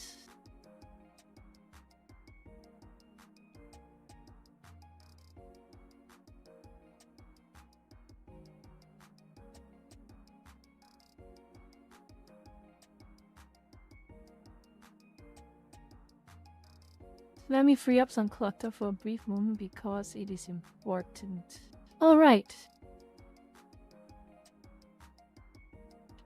It all started with this post. This is a very high this post went kind of viral. It's basically saying, it's basically making an announcement that a group of Nier Reincarnation fans, when Square Enix shut down the game, I think it's an MMO, but I didn't get a chance to play that game. See you, Burger Cat. I didn't get a chance to play that game, but it was an MMO, I think. But it had a lot of solo player elements, and it had a lot of lore, and it had a lot of story. And for some reason, Square Enix shut it all down, and the game is now basically useless data on your hard drive or SSD, or on useless data in your storage. It's useless data in your storage, a digital paperweight of sorts.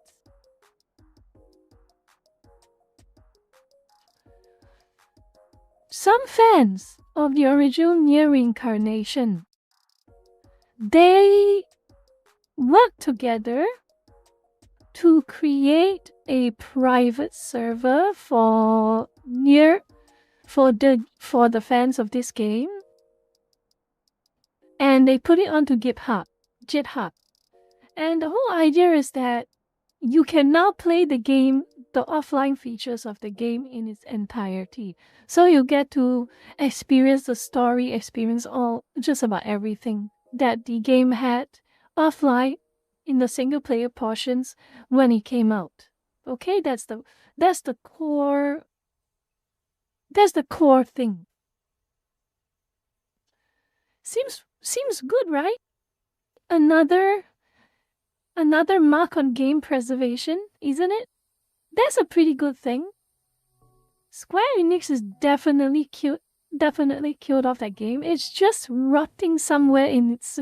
The server data is probably rotting somewhere, hidden away, forever gone, and just a group of dedicated fans brought it back. Square Enix was never going to make any more money with it. The creators probably are never going to be paid anymore for that game because it's gone. It's gone. It's like the Crew gone type of gone. Okay? It's like Ubisoft's The Crew type of gone. And the announcement and the release of this offline private server and the GitHub for this game that was shut down by Square Enix is the flashpoint for a very big culture war. A very big flashpoint, I may add. Because, as we will look at the quote retweets,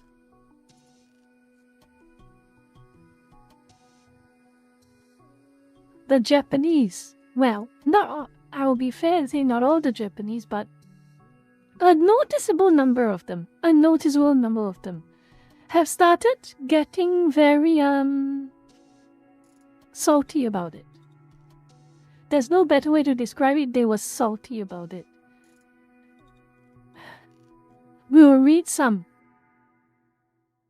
I always wonder why foreigners always apply their own rules to Japanese works and do whatever they please. It's not that the author end up deleting the X account because of harassment from foreigners, but these guys totally look down on Japanese people. They always have this mindset of graciously playing their works. They don't give a damn about creators. The game, firstly, the game is shut down. And we're going to go into the weeds of this topic with whatever left of my energy. Hello, Mod-chan, welcome. We finished the first half of the topic. Yes, Nana, the game is dead. The game is literally dead. No one can play it. Square Enix is never going to make any more money from it. Yoko Taro is not going to make any more money from it. It's dead.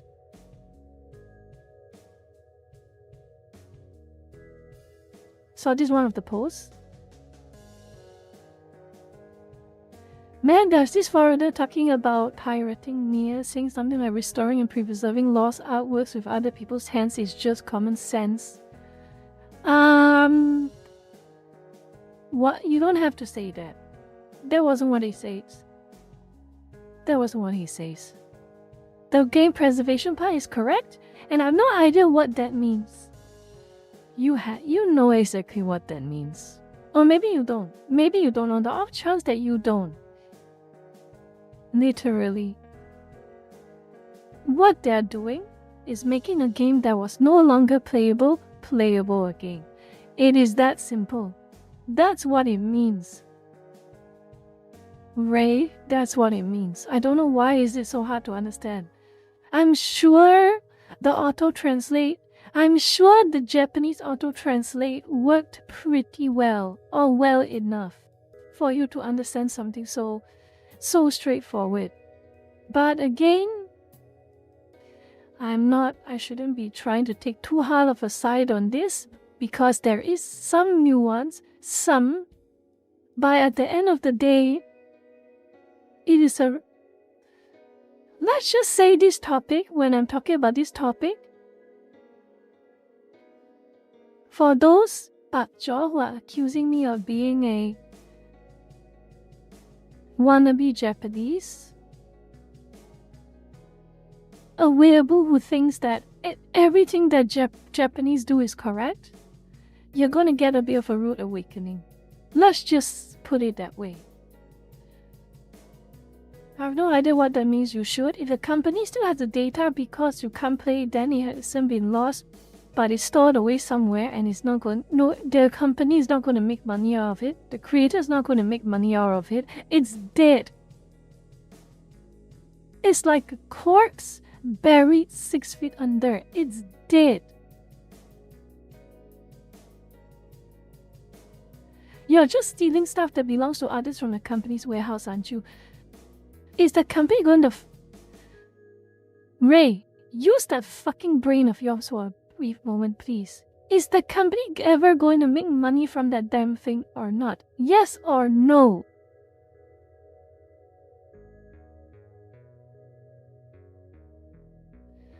Is that metaphor you're going to put in? This is not the correct metaphor, Ray.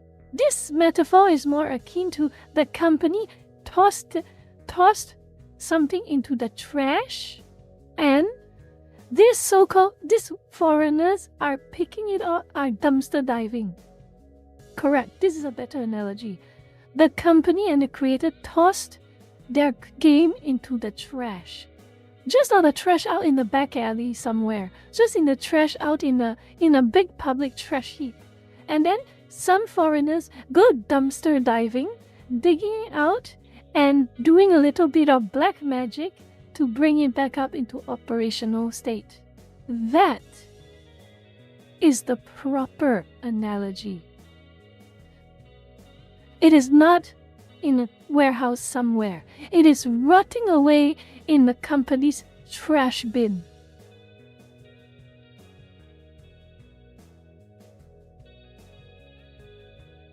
A few more. Mizuta Maria, voice of reason in this whole situation. I'll go to Mizu later on. A reasonable take. It is a reasonable take.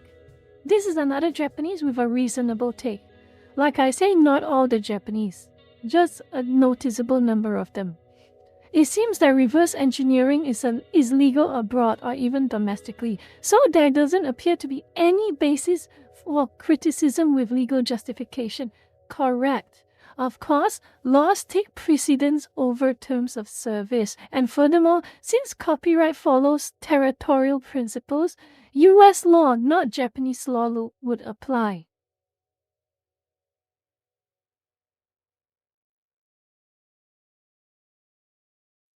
Yes, love has. All of the people who seem to have a problem with this whole incident are the Japanese. But again, we are going to go deep into this. Another one about pirated apps and unofficial servers for Nier Reincarnation. I'll just leave it at here. This constitutes violation of terms of service and copyright infringement. What are they gonna do? Okay, Game 07, what are you gonna do? You breached the terms of service for a dead game, what are you gonna do? Rob them of that dead game that they can't even play to begin with?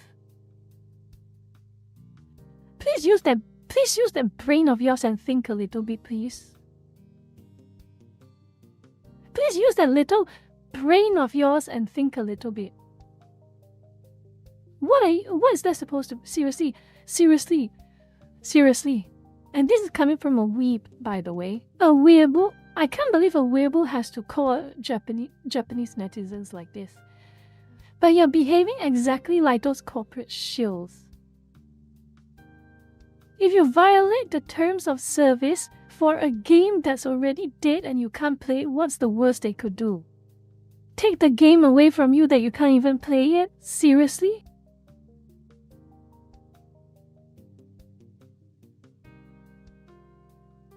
I saw a post about that as well. The old weeps also are pretty... The old weeps are the doujin groups. The old weeps are the sailing the seas to find certain things that they can never find group. Yes.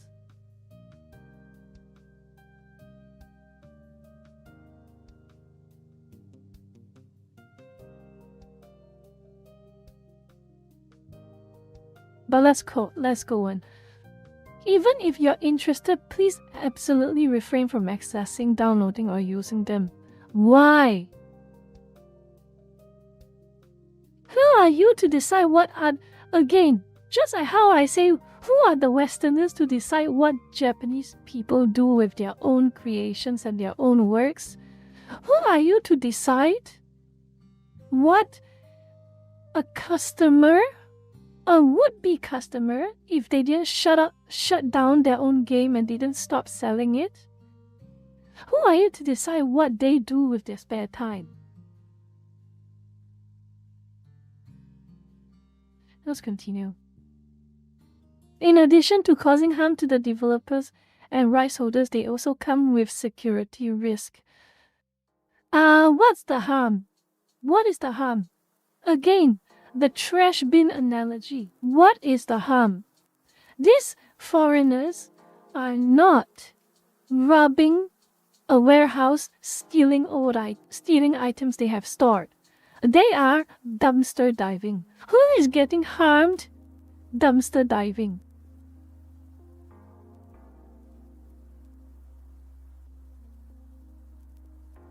It's trash.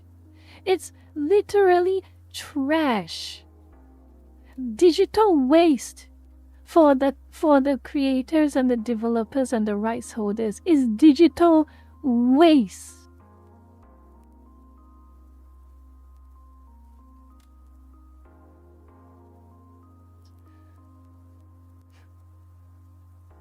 Cortisol levels are rising again. Of course it is, because of course they are.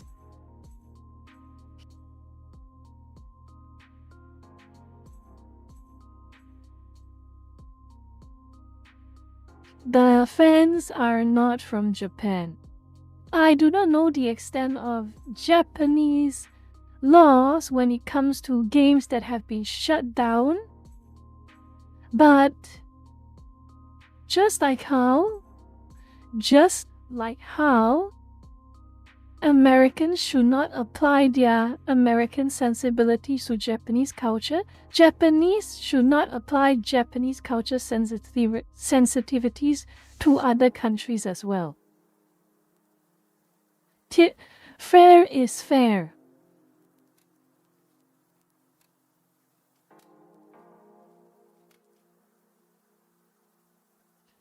I hope they get sued right now and hit with a massive compensation claim. How are you going to sue them? How the hell are you going to sue them?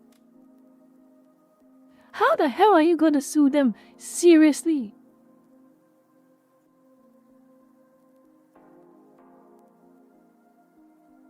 It's a group of different fans from all across the country, all across the world, contributing to a GitHub.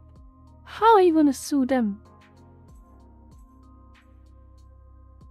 These people, they do not understand.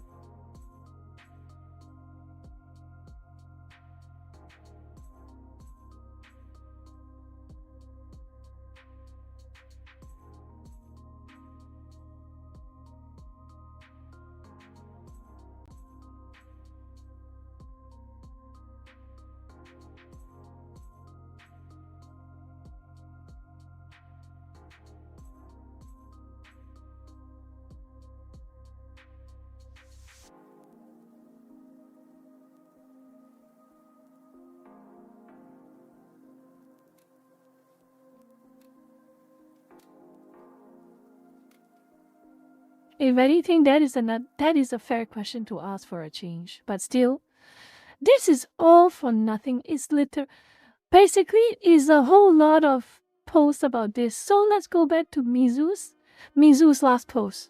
This is Mizu's post about this. Japanese copyright views confuse me. Because on one hand, they have a thriving and extremely popular doujin culture which openly violates copyright in the same way all fan art does, and this is seen as acceptable simply because the companies don't pursue them. But ensuring a game they paid for can still be played after end of service is seen as some extreme flagrant disregard for copyright law, even though by Japanese law it's still likely completely legal in most cases to do it. Japan's stricter views on copyright seem to stop completely with specifically playing games and watching anime, nothing else. I think it's just a case of the culture. Like I say, it is a culture war. It is a culture war.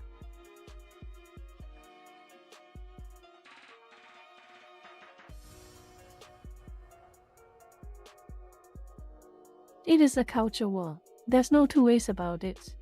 And some Japanese accounts have gone very, very unhinged. To the point of, you have seen some already.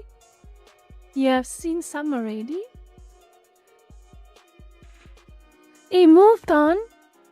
Basically, the whole topic left the context of Nier Reincarnation. It left the context of video games. It completely left the context of video games. Okay? And then the discourse expanded to anime and manga. And it became the age-old question. It became the age-old question. Let's just use this post for instance, as an illustration. Brazilians are poor and there are kids who can only play games with pirated copies, so pirated copies aren't a bad things. Are you telling kids not to play games? Yes, if they're poor and can't afford it, you shouldn't teach them to buy cheap illegal copies to play. Okay, there are a few more. I have a few more to show you. This is another one, okay? Specific foreigners out country, manga isn't officially sold very often, so it's okay to download it illegally, right? Why not study Japanese and buy in Japan? For real, just study Japan, go read the original and you're sorted. Stop making excuses, thief. Here's the big problem. RX492. If they are too poor to buy the official release, what makes you think they have money to travel to Japan, to study Japanese, and then to buy the official release in a Japanese bookstore? What dumb shit are you talking about? And also, funny how you mention all of the East Asian countries, OP. Funny how you mention all the East Asian countries. Do you not know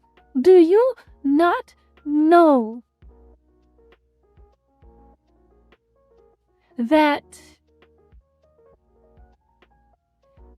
Japanese, Chinese, and Koreans share a common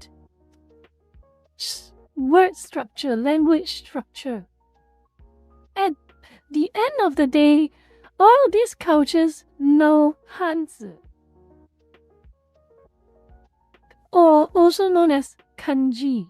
They share a core culture that makes studying each other's language a little easier. You look at some random Brazilian out in South America. Do you really think they have the time to study Japanese or learn any kanji?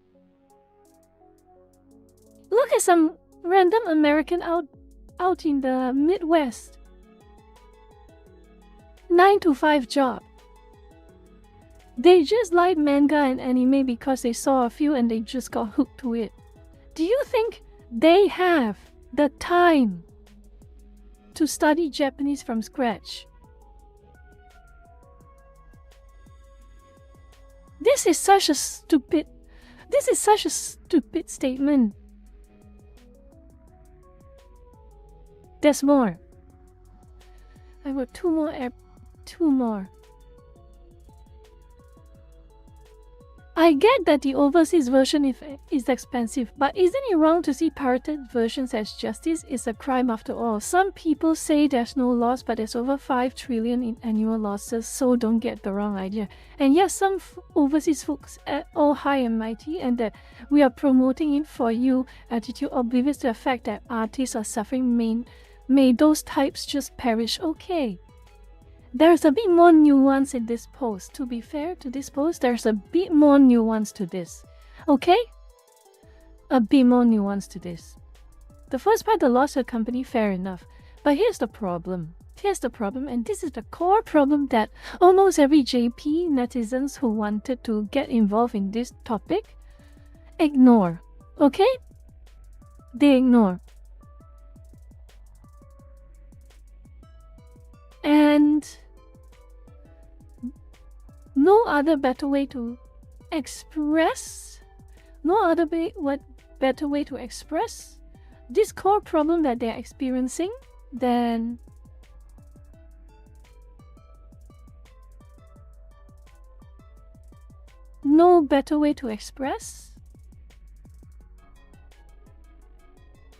that's on that list. Gabe Newell himself. There's no better way to express why you're wrong What's than Valve's Gabe take Newell on himself. piracy? Piracy to us, so we don't really worry about piracy. You know, when we think, when you look at the top 10 issues on our list at any given point in time, piracy is almost never, something that's on that list. And the reason that we think that we don't have issues with piracy is that there's misconceptions in the industry about what piracy is, right? there's assumption that what is piracy? Piracy is about people who want to steal stuff from you, right? That they don't want to pay any money and they want to get your content. But when you look at the fact that these people have, $2,000 PCs and, they're spending $50 a month. I'm willing to bet the people who have access, who cannot access these anime and mangas, if they could, they'd buy figurines. The problem is that it's hard to get them. US it's so hard to get more them. On their internet connections. Clearly they're willing to spend money. So from our point of view, what we saw more and more is that piracy is the result of bad service on the part of game companies. So an example where that was really clear is Russia, right? Everybody in the United States knows that Russians are pirates, right? So there's no point in localizing your game. There's no point in making your product available in Russia because all they'll do is pirate it. When the reality is that the pirates in Russia were actually doing a much better job than the games companies themselves in localizing the product and making it available. So if I wanted the product and I didn't want to wait 6 months to get the product, and if I wanted it in Russian, I was going to have to go to a pirate simply because I couldn't get it any other way. And as soon as the product became available at the same time that it was available in Australia or the UK or the United States, and it was localized in Russia, all of a sudden our piracy problems in Russia disappeared.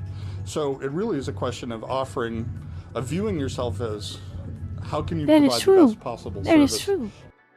That is true. You can really lose count. You completely lose count at the amount of Russians who are playing official games on Steam. On Steam. You really lose count. There's a reason why so many Russians flood Steam, because Steam made it easy for them to get games the straightforward, legitimate way. To your customers, and pricing really is one of the less important aspects of that whole equation.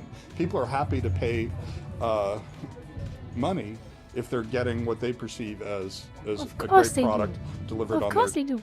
For instance, you made a game I support. I can hate microtransactions. I can hate it so much. But if you give me a game that I enjoy, I will support it. I will support it. Because you deserve it.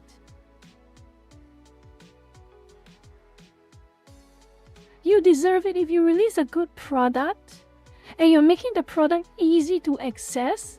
Why would I want to steal it from... Why would I want to go out of my way to go to some shady website to get it when I can just pay you some money and get it the easy way and the straightforward legal way? Why? Terms. This is an example where a lot of the copy protection schemes go in exactly the wrong direction. They're actually negative service, right? Suddenly I don't know if this product... So as a customer, what I want is, I want my content on any device at any point in time with a lot of security, right? I don't want to have to worry when I buy a new PC that I won't be able to play a game that I've paid for. And then with copy... This is something that Valve nails it after all these years. The first time we had Valve, I hated it so much, but eventually Gabe and the rest of the Valve team made it click. And now, I can't imagine a PC without Steam. Protection, you're suddenly like, okay, if I reinstall my operating system, will I be able to play this game? If I buy a new PC, will I be able to? If I go over to my friend's house, will I be able to do it? So if you solve the real problem, which is, hey, I can go over to my friend's house and play the game. I can be in a cyber cafe on vacation on holiday, and I can play my game. And I can buy new PCs and never have to worry about backing this up or restoring backups or anything like that. Oh, that's great. Then I'm much less likely to get a pirated version. Copy protection makes it less likely that that's going to be the case. and higher service platforms like Steam or other ones that are coming out make you more confident. So when you attack the problem that way, by improving the service component of the experience rather than through copy protection, which reduces the service component, copy protection is actually going to increase. I mean, there's anecdotal evidence this is the case, that copy protection actually increases rather than decreases the piracy of games. So, like I say, by focusing on the customer and doing useful... Okay. Think about it this way. Whenever a big news of de novo kit comes out, whenever a big news of de novo, another game has de novo, another game, oh my god, another game has a de novo, and it is causing massive FPS drops in the new game. You know what is one of the things that go viral on the internet?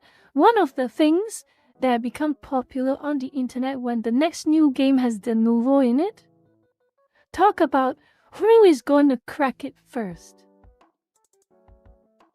It always goes down to that. Who is going to crack it first? And whenever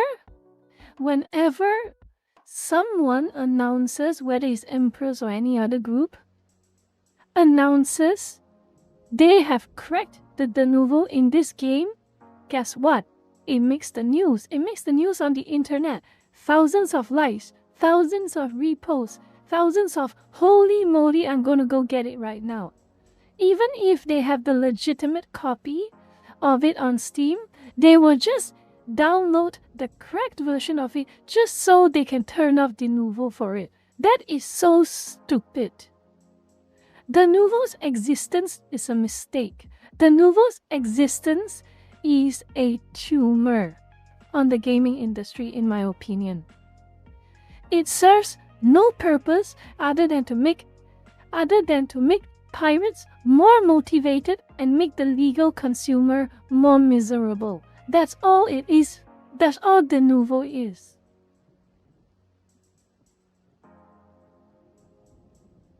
Things for the customer, piracy really becomes sort of a non-issue for us. All right.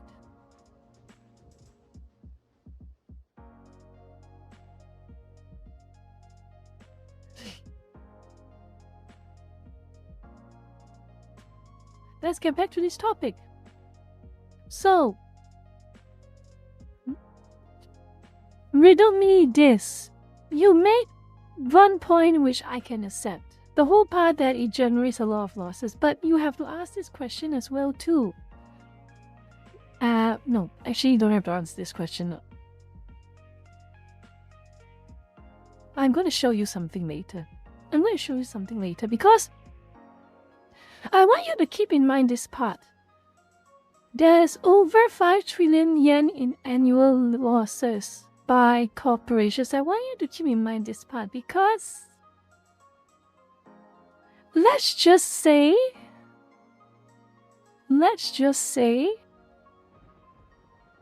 the shenanigans is coming from inside the house, as they say, okay? Let's just put it that way. And I'll show you later, but let's finish this first. And yes, some overseas folks are high and mighty with that we are promoting for you attitude oblivious to the fact that manga artists are suffering. Here's the thing.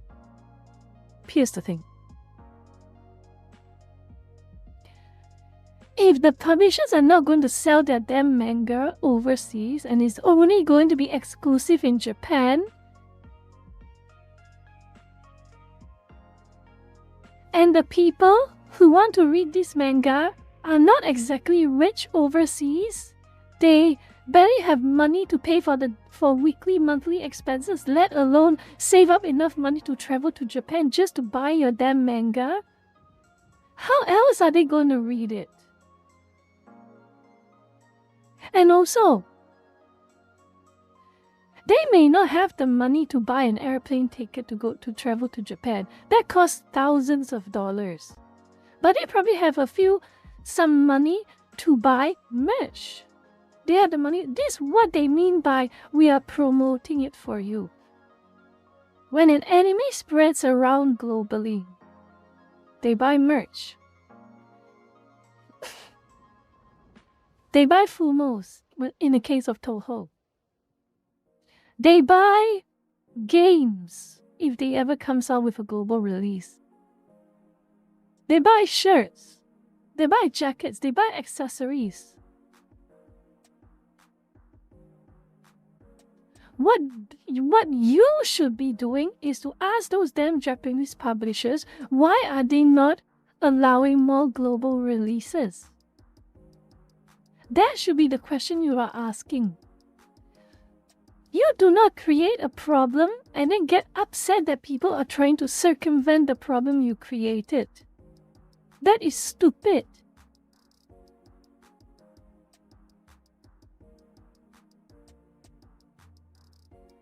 This is the surprise Pikachu face. This is surprise Pikachu moment. It's the surprise Pikachu moment. You region lock your product. You made it almost impossible for a foreigner to buy your product legally, and even if you made it possible, you made it so expensive, whether it be through shipping costs or whether it be through requiring them to travel to Japan to buy it. How else are they going to get it? How else are they going to read your manga? How else are they going to watch your anime? Tell me. You are not making money from them anyway. You are never going to make money from them anyway. So what is the loss here?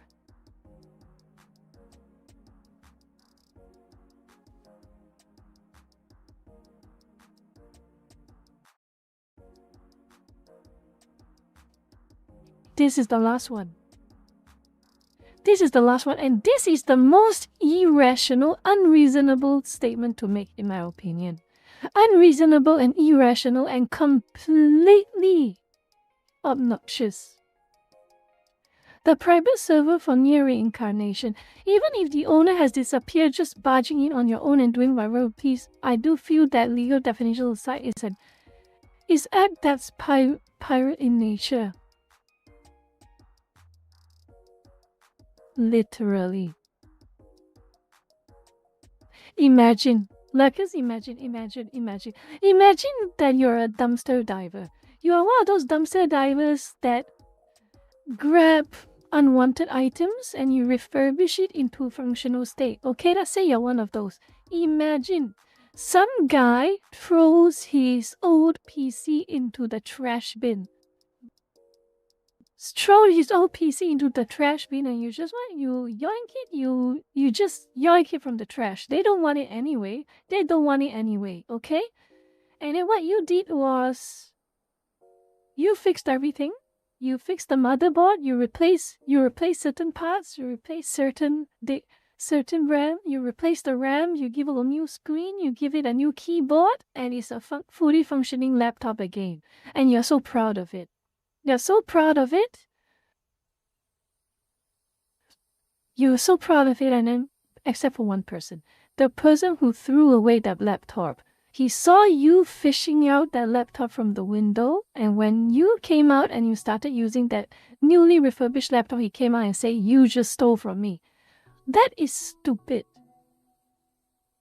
Trash is called trash for a reason.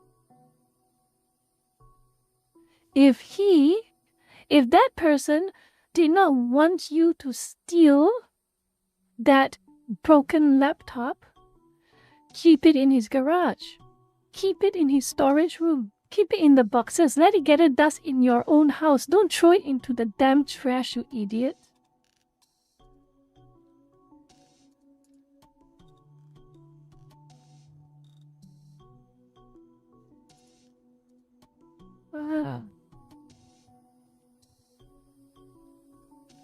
But this Nier Reincarnation thing, we'll get back to that. And I want you to remember this part, by the way. I want you to remember this part.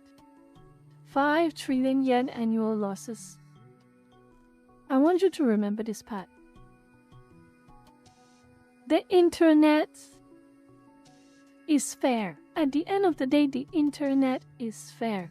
And what do I mean by the internet is fair? If you're obnoxious enough, if you're unreasonable enough, if you are toxic enough and you are mean and you're bad enough, people will dig about you. And they did dig. They dug deep. They dug so deep.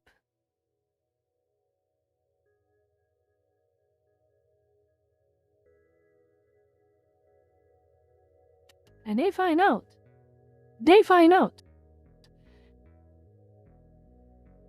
Website traffic of a website called Nier.si. It is a torrent website. In other words, it is a high sailing website. It is the 7 Seas website. It is a sailing website. And the breakdown by country is Japan even beats the United States in the amount of sailors they have.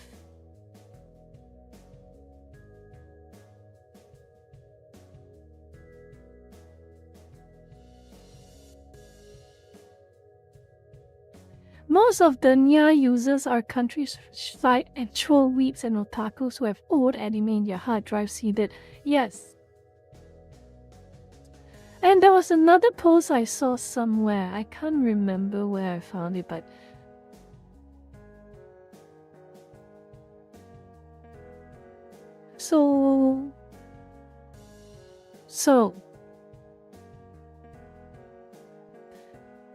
So, what's your excuse? What's your excuse? What's your excuse? Huh? What's your excuse? Huh?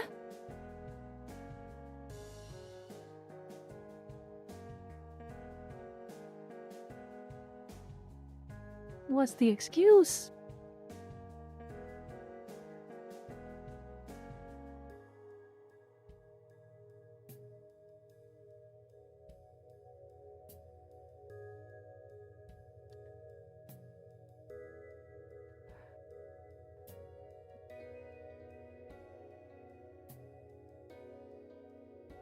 And now we're going to dive deep into the culture part of this, okay? We're going to dig deep into the culture part of this. And it's quite the dig. It's quite a dig. I think, to be fair to a lot of the Japanese netizens, I think when the global netizens started pointing out the hypocrisy, when they started pointing this out, okay? When they started pointing this out.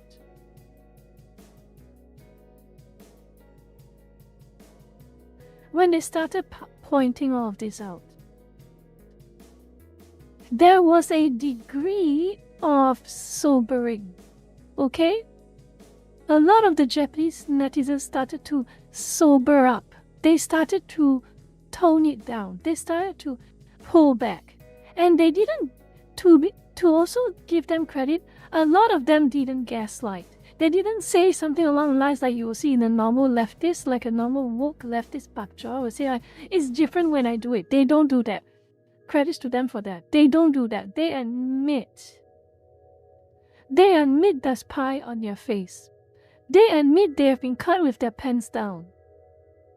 And one of them made a post, a follow-up post, and it's an important post, I think. Okay, it's a very important post.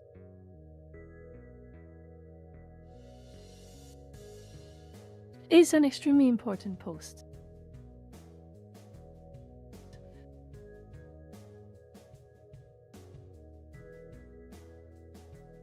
There are two posts. I have to look for the other post. I can't remember where it is.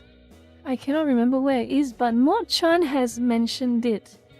Mo-chan has mentioned it. The first post that I can't remember looking at is that the new purity spiral JP netizens that are like corporate shills through and through, black company shills through and through, they are the new otakus, as they say. Even within the JP netizen sphere, they were described as the new otakus because anime and manga and video games become more easily accessible now in the current year. Doujins are easier to find. Old obscure games are easier to get legally, so they become entitled. And they start harassing people for going through other means to get things they usually cannot get. They do not care that certain products are difficult to find anymore. They just see, oh, you didn't go through official channels, you are bad. Those are the new otakus. That's what I get it when I talk with Mo-chan about this topic. And this is an example of a post that is showing that they are sobering and they understand that the topic is more nuanced than they perceive it. I spent the past few days researching the circumstances in different countries, including financial situations. I understand that for many people, pirate sites are the only way they can read manga. I also understand that prices can be higher overseas. Exorbitantly higher sometimes, okay? I've also seen people saying don't bring this issue up. But if we do not bring this up, the value of Japanese manga and creative works built through the efforts of those who came before us will be wasted. I've seen people say reading for free does not hurt sales. That is not true. Free lowers the value of things. Once people grow used to getting something for free, they stop looking for legitimate avenues.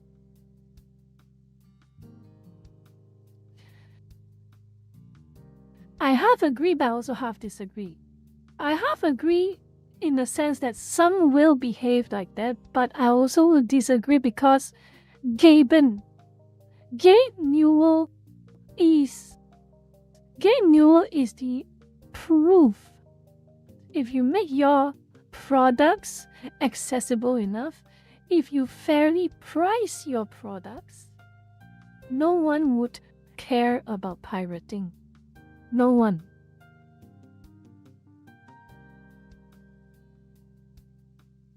We pour ourselves into creating so readers can enjoy our work. Compensation matters, of course, but more than anything, I do not want to see its value diminish. It will not. It will not. You know why it will not? Because weeaboos exist. Weeaboos exist. Weeaboos are Japanese culture's, one of Japanese culture's biggest assets. Biggest cheerleaders, biggest marketers, biggest PR. And the biggest mistake that you can ever do is to piss off the weebs, especially if you are a Japanese creator. I know, back in the days of 2014, we always talk about the cringe weebs, yeah. But those were all in good fun. When push comes to shove, at the end of the day, the weebs are the ones using word of mouth to talk about your anime and talk about your manga. The weebs are the ones who go onto Amazon, go onto eBay, or sometimes go onto the official Japanese websites, if they could, to buy your merchandise, to buy your figurines, to buy your Nendoroids, to buy your Figmas, to buy your scarves, to buy your hats, to buy your accessories, to buy your body pillows, and to buy your mouse pads. Those are the weebs. You cannot deny that. You really cannot deny that.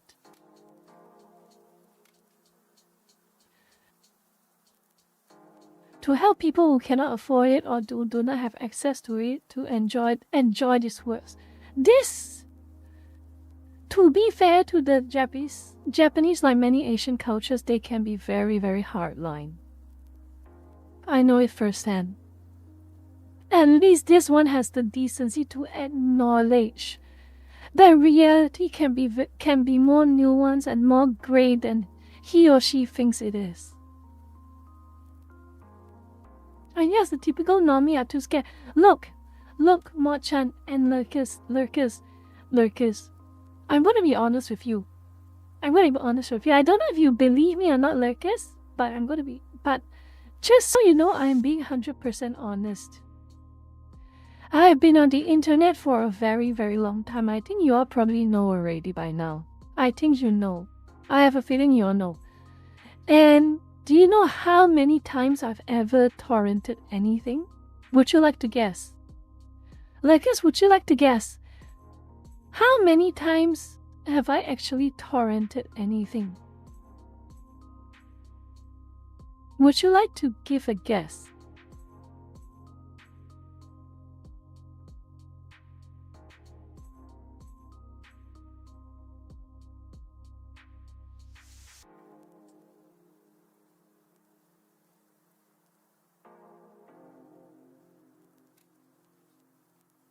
Zero. I have never torrented once for my lifetime of using the internet. Never. It's a bunch of different reasons. Firstly, the first reason is most of the things I want I can get it legitimately and quite cheaply, so I don't really have a reason. And secondly, you already know this, Lakers. You already know this. I am paranoid. I am paranoid to hell. I am paranoid to hell and back. I will never touch a torrent even if there's a 1% chance there's a virus in it. I will never. Even 1% chance there's a virus, when I'm torrenting something, I will not do it. So yes, I am one of the proof.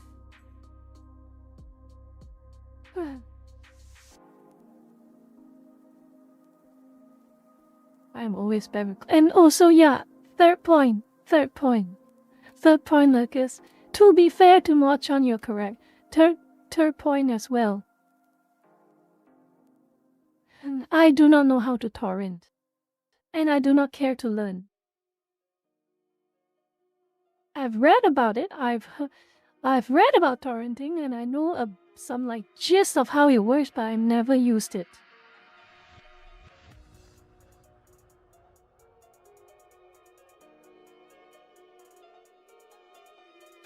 But here's the thing.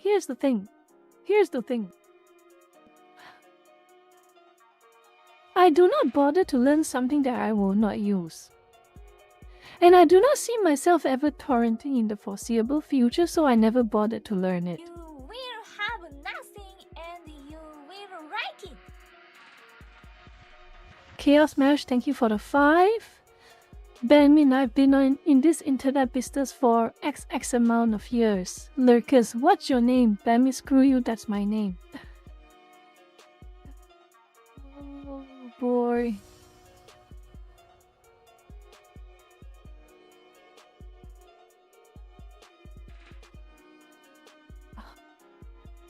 Everything dies when an EMP hits Mochan. Everything electronic dies, even the torrents.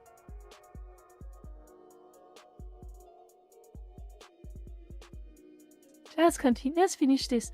Ando and I have been discussing this for a long time and exploring many ideas. I cannot share details yet, but we are working on it. Publishers are making efforts as well. I'm sorry it is taking time, but please stop hurling accusations like you are racist or saying misguided things like piracy is free promotion to you. Fair enough. We will continue doing everything we can so everyone can enjoy manga, and I ask one thing in return. Please try to understand our perspective and our culture. Yes, this is why I'm telling you I cannot wholesale attack the Japanese on this, because it is cultural. Think about it this way, lurkers. Think about it this way. There is a reason why karoshi is a Japanese word. It is not a Chinese word. It's not like a Chinese word, 周公斗谁. No such thing like that. It's not a Spanish word. It's not an English. And there is no like catchy English word to describe it. There's a reason why it's a Japanese word. Karoshi. So easy to work till death. 做工到你死，做到死，做工到死. Anyway, all of this. Here's one thing. Here is one thing that the Japanese netizens till now, I think, this is my opinion, deserve to be criticized on. That is, they are subservience to corporations. They're subservience to corporations. Do you know why black companies became a stereotype in Japan? Do you know why black companies are often a thing in Japan, while in other countries you can call the corporations money hungry and they abuse the customers, but black companies abuse the employees? You know why that's the case? Because the Japanese have in my opinion, unreasonable respect for all corporations. And it reflects. It reflects in the way they post online, such as with the case of piracy, such as with the case of game preservation. It is cultural. It is cultural, and I feel like after I finish this stream, I'm going to make one more post. I'm going to make one more post after this stream. I'm going to repost the Gabe Newell interview to sum up as the summing up of the Japanese topic, basically.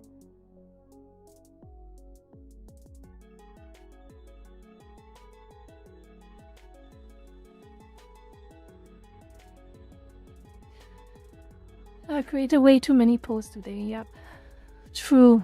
I've created way too many posts today, and I cannot stop.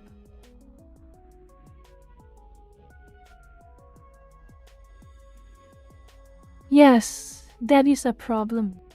If there is one thing that one of the things that the Japanese do deserve genuine criticism of, it is their subservience to the corporations. They they are unable to comprehend that across the world outside of Japan, people do not like corporations.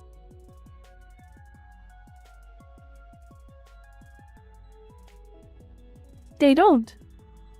I don't. I will never like a corporation. I will like their product, but I will never like the corporation. And if you want me to like the product, you have to give me something worth investing time and money on. That's all. The only people who love the corporations are those who have shares in it. And even then, it is a transient loyalty to the corporation.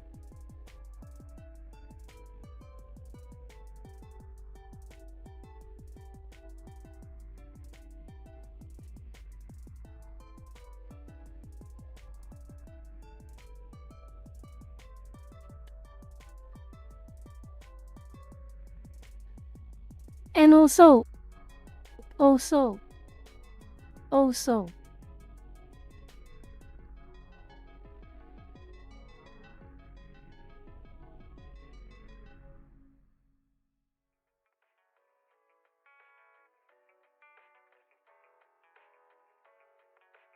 eat your words. Eat your words.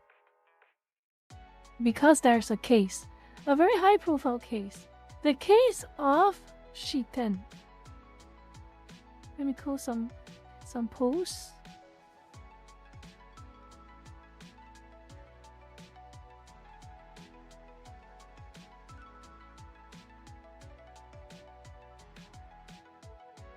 This is a case that will shut up every single JP purity spiral piracy talking point. Okay? Long story short, Shiten Akiyama, he's a manga artist. He released a manga that as of this point is only available in Japan called Horizon. He has a handful of fans from overseas, and they just say, "Oh, it's such a shame that we don't actually get a chance to read your manga. We don't really get much of a chance to read your manga." And he said, "Okay, no problem." He uploaded his works onto Manga Dex, pre-translated to a few machine translated, I think, to a few languages. He uploaded himself. And would you like to guess a little bit of irony right here now? Irony. Would you like to guess what happened? A little bit of irony. A little bit of irony. His publisher shut him down. His publisher shut him down, forced him to apologize, forced him to delete everything. And he did all of that. And guess what happens? He made no money. He was broke. His publisher was not being a very good publisher. His books barely sold. It was so bad that he was on the verge of homelessness. He was on the verge of not being able to afford even the bare necessities of groceries. So what did he do? He swallowed his pride and he opened a donation page. He opened a coffee.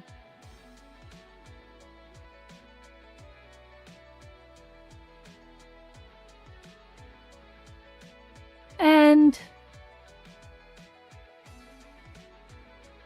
where is all the care for the struggling manga artists? Where is all the care for that struggling manga artist? JP? Where is all that care for the struggling manga artist when he was on the verge of being homeless and can't even afford groceries? Where were you when he needed donations? You were not there. That's right. You were not there. You were not there.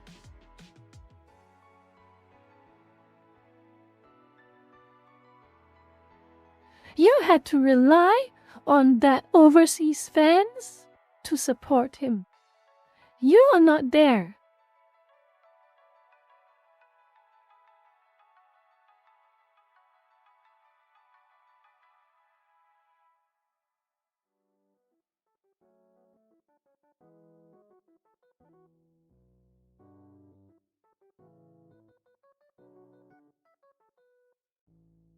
Your words are cheap, some of you. Your words are cheap, some of you. You know what? I'm gonna post. I'm gonna post. I'm gonna post. I'm gonna post. I'm gonna post.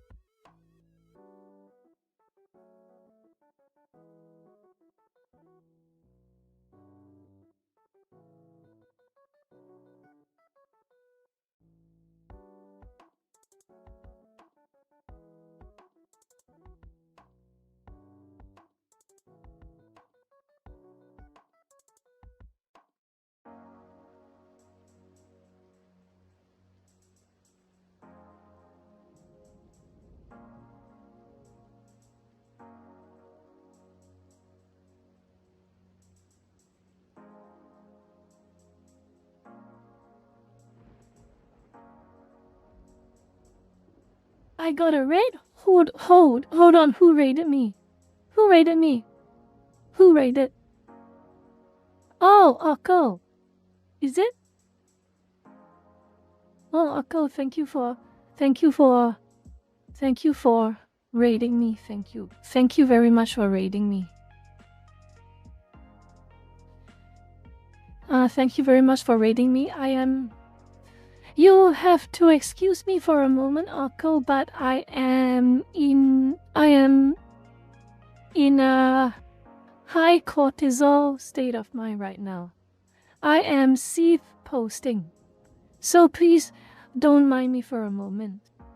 Don't mind me for a moment while I fact check certain things before I post, okay? I need to fact check some things before I post.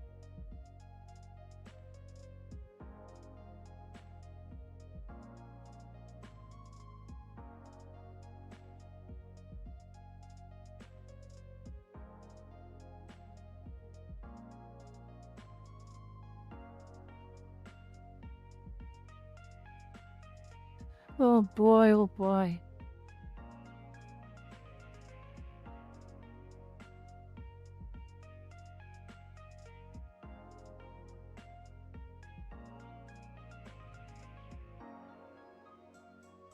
Please don't mind for a moment. Oh my good, 69 viewers now. Hello. I am just, I'm posting right now. Yes, correct. Your pathetic publisher, JP, the JP Corpo Shields. You talk about the manga artist suffering.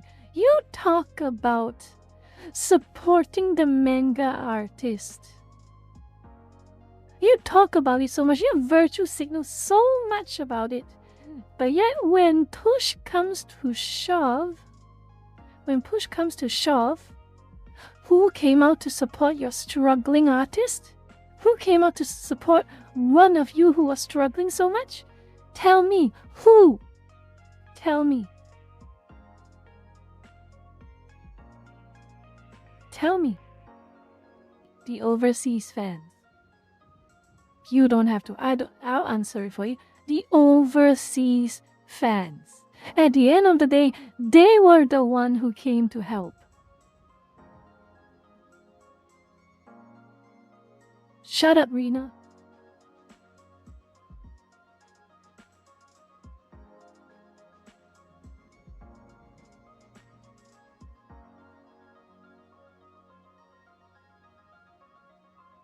Please don't mind me, I'm making posts. Please don't mind me for a moment, I am live posting right now. I'm collecting some information.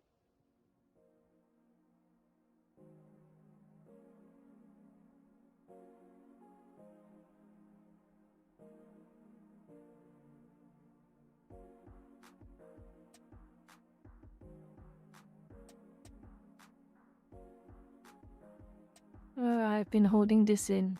I saw all of this happening in real time, and I've been holding this in, and I think I have just about reached the end of my tolerance.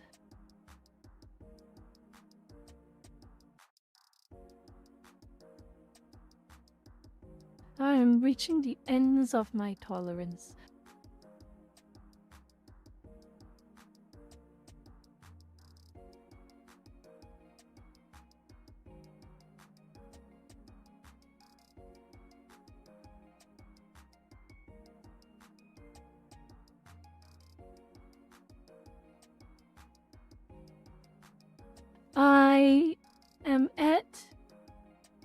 I am this much to snapping. I am this much to snapping.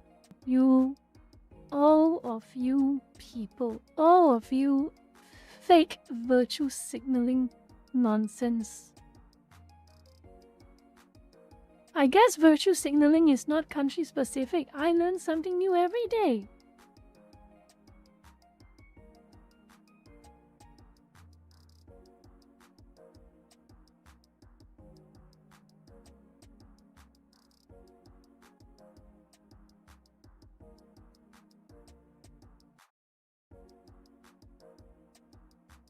I'm gonna find some of the worst ones.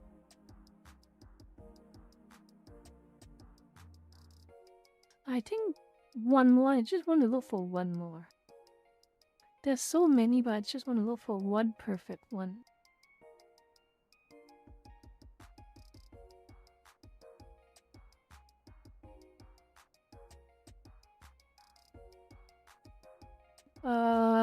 Let's see. What are my posts? I've got this one. I've only got 2. Okay, I'll play one more. One more is enough.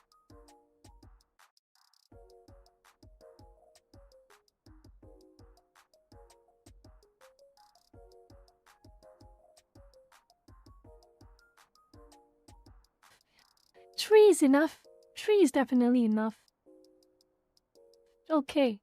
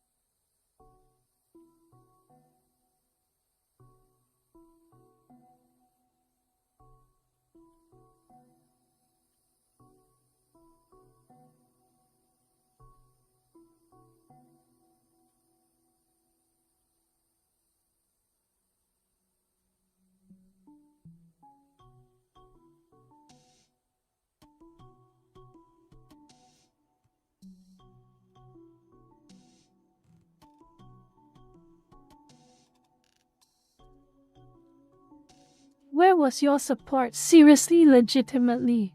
Where was your support?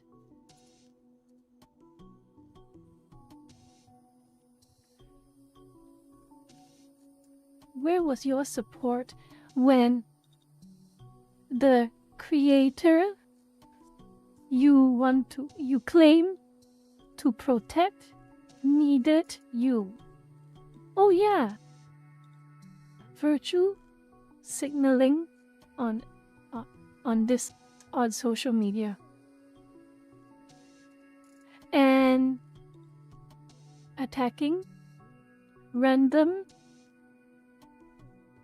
fans for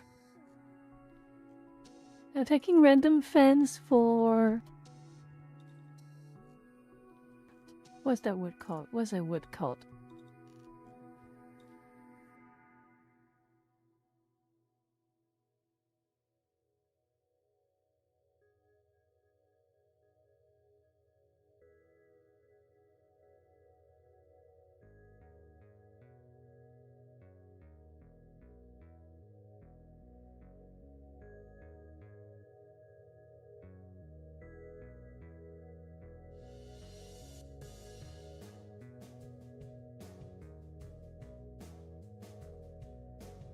All right, that is all I need. Okay.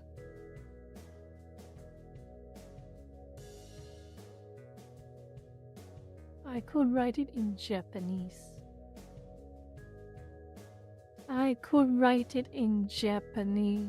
I'll let them translate it to Japanese. Okay, I'll let them translate it to Japanese.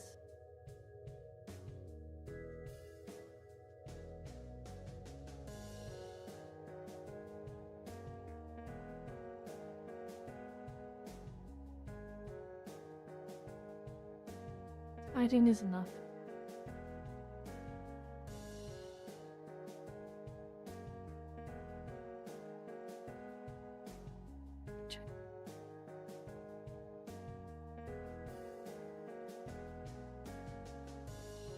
Were you too obsessed with winning social media arguments.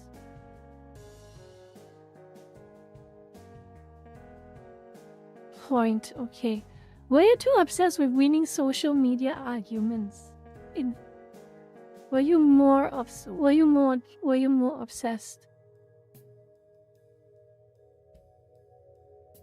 than actually protecting these creators?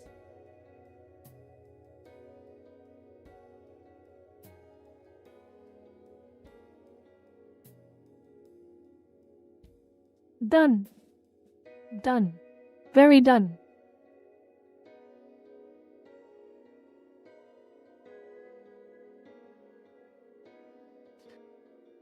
Oh boy. That's over. That is over. I don't like this week, Lucas. I really don't like this week. High cortisol through and through. High stress, extreme seething, extreme anger through and through. I do not like it. I really do not like it.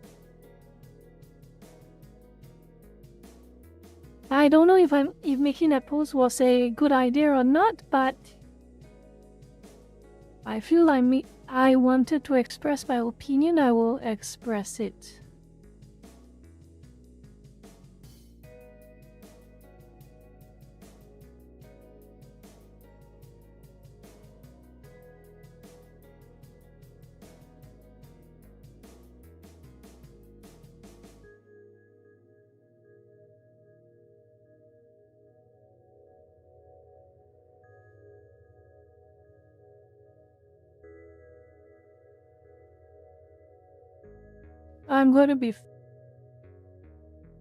I think Elon making X turn into the Tower of Babel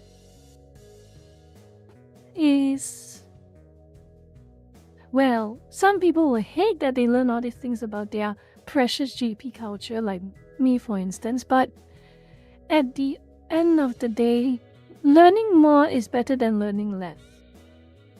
Even if what you learn may not be the most pleasant thing. But at the end of the day, we're going to talk about game preservation now.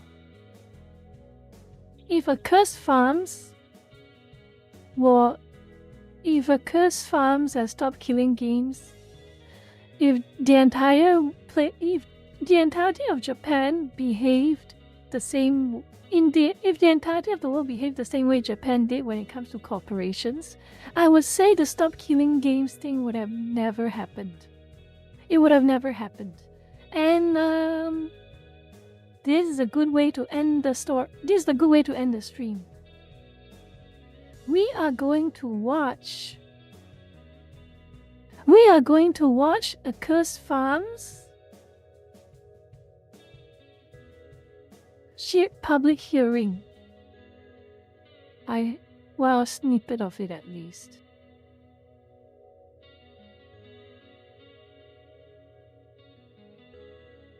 Do we have a good summary? Let me see.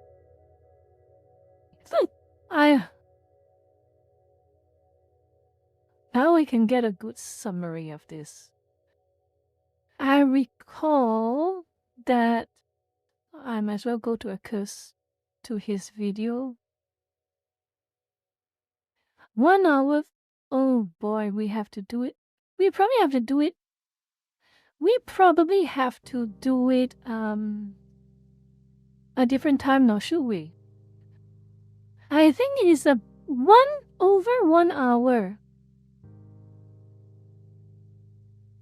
It is over 1 hour, unfortunately. I don't think I have enough. Let me see. Stop killing games. EU hearing. Summary.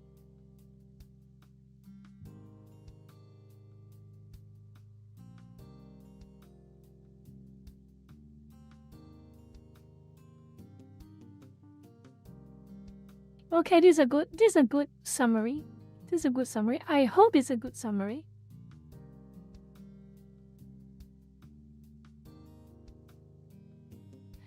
credit where is due. If there's one thing that EU does deserve credit, is their willingness to really, honestly, completely entertain the idea of Stop Killing Games. I am the founder of the Stop Killing Games consumer movement, which has many shared goals with the initiative. I'd like to clarify what it means to destroy a video game. The second slide.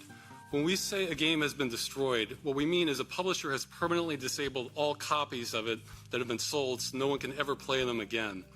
It would be like removing every single copy of a book or film in existence, effectively erasing it from the culture. The way this practice works is first a publisher sells a copy of a video game.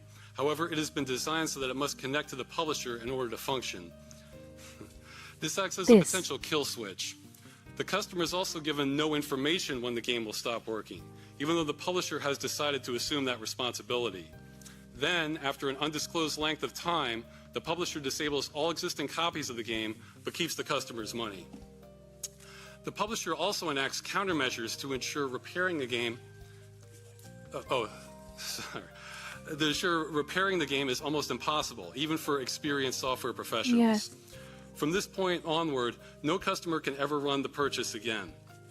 Besides destroying the game, this practice is also subverting customer expectations.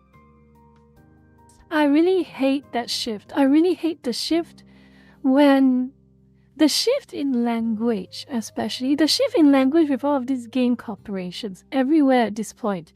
They're shifted from we are selling you a copy of the game to we are selling you a license to access the game. And I feel that is extremely disgusting. That is extremely disgusting. Most video games can work indefinitely, which has been the customer standard for half a century, including ones that connect to the internet. Alternately, a small number of video games operate as subscription services, but those inform the customer exactly when their access ends at the time of payment. The games we're referring to do no such thing. It's a bit of miscommunication. They almost always contain terms stating they can end at any time for any reason. Honestly, it's so obvious that Cursed Farms is not a politician. It's so obvious. You can assess the honesty of a person, funnily enough, sometimes with how used to all of this they are. It's so obvious that Scott is not used to this. He's not used to it at all. What this means is customers have no real protections when they buy games like these. They are unable to keep them, and they are not informed when they will end. This behavior would be outrageous in other industries. If you bought a book in a store, the publisher cannot come into your home and take back your book at will. If you bought an insurance policy, you would be informed when that policy ends, not that the seller could end it at any time for any reason, but still keep your money. The games being sold this way are operating similar to scams. Publishers know customers expect video games to last, so they sell these in the same way as ones that can work forever, as a one-time purchase with no expiry date, then price them the same.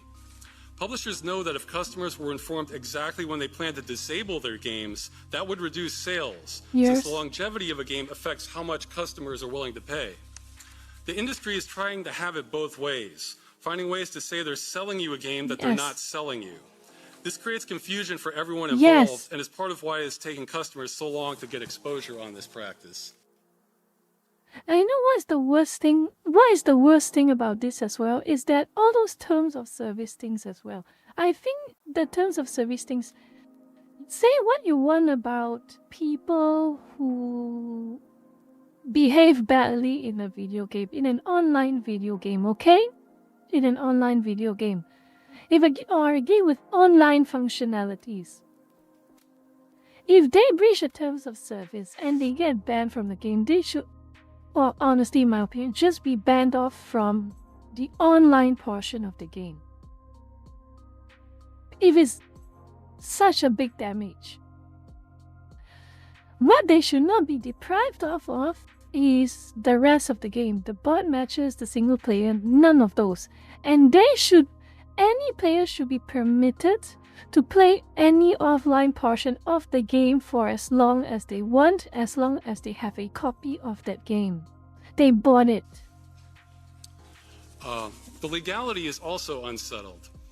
Earlier, members of Parliament assisted us in asking questions to the EU Commission about how legal the terms and game license agreements were, especially being able to terminate them at any time for any reason. The Commission stated Directive 93/13 EEC prohibits unfair terms causing a significant imbalance in the parties' rights and obligations to the detriment of consumers. The Commission also recommended consumers file complaints with businesses across member states through the European Consumer Centers network. In 2024, we had volunteers across the majority of EU countries submitting complaints against the French company Ubisoft for disabling the game The Crew. Yes. The responses we received from the ECC network were extremely inconsistent. Some officials said there was nothing they could do. Others said the company was required to run the game indefinitely, which is unrealistic. But the majority stated there was no clear regulation on this practice. Which is why there needs... Honestly, I know some people, and I'm pretty sure some maybe in the chat as well, might believe that regulation can be dangerous. But I think in this area, where you're dealing with a corporation robbing a consumer of what they purchased, because they are not stopped from doing it, I think that is one of those occasions where I believe that the foot has somewhere someone has to put their foot down. Whether the EU does it or US does it or somewhere in Asia does it somewhere. It's obvious that corporations given full autonomy to rip off us as consumers is not the solution. It is not the solution, it is the worst case scenario as well. We were independently able to get thousands of complaints submitted to consumer agencies in France and Germany, but there still has been no decision on them on the legality either. To the best of our knowledge, no one in the EU has ever been compensated for this and hundreds of other titles. In short, governments in EU countries... Which is why I think what Accursed Farms did here, he is not prescribing the regulation. What he is doing is telling people that there needs to be a regulation. We can all go into a very long discussion on what is reasonable and what is unreasonable, but at the end of the day, what remains certain is that there has to be a discussion. It cannot just be allowed to just go on and on and on indefinitely like this. I saw the vocabulary shifts. I saw the TOS shifts, the EULAs, the EULAs. It has really transformed from we give you a copy of the game to we license you to use the game, to play the game. Are not sure how to handle this situation, and customers are overwhelmingly not being compensated for the loss of their purchases. It is an ideal situation for clear regulation. This is not a new practice. It started approximately 2005 and began negatively impacting customers for them around 2010 onward. However, it often affects a minority of customers whose complaints can get lost in the system. It wasn't until a large case affecting millions that any attempts to get government attention were possible, and there still is no answer. The EU Commission says this must be handled on a case-by-case basis, but this practice is extremely widespread. Future slides. It is very widespread.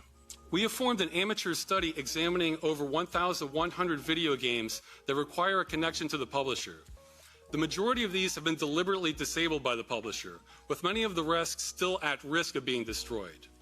Under the strictest interpretation of what it means to disable a game, the study found that out of over 400 titles, publishers disable a customer's purchase 93.5% of the time when ending support. This business practice is responsible for more destruction to the medium than anything else by an enormous margin. There is also a strong correlation between this practice and the size of the publisher, as most small studios do not engage in it, as it requires far more resources, work, and Not sure liability than they can forward is handle. asking here to So even though this impacts a his minority copyright of and intellectual games, property it work. disproportionately affects It has to be a customers due to the brainstorm. scale It of has the to be a largest brainstorm. offenders. Everyone has to think. From sales figures, it impacts tens of millions of customers minimum in the EU. This impacts developers as well. This may seem obvious, but based on interviews and feedback, we found the majority of game developers do not support having games they've worked on destroyed. They can spend years of their lives creating them, but they are often not the ones making these business decisions. Yes, they are not the ones making these business decisions. Case in point, the case we made. Where's the post I made? Where's that post? Sorry. This guy.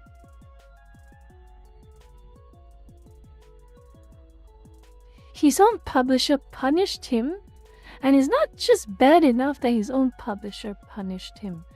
His publisher, he needs to get a new publisher.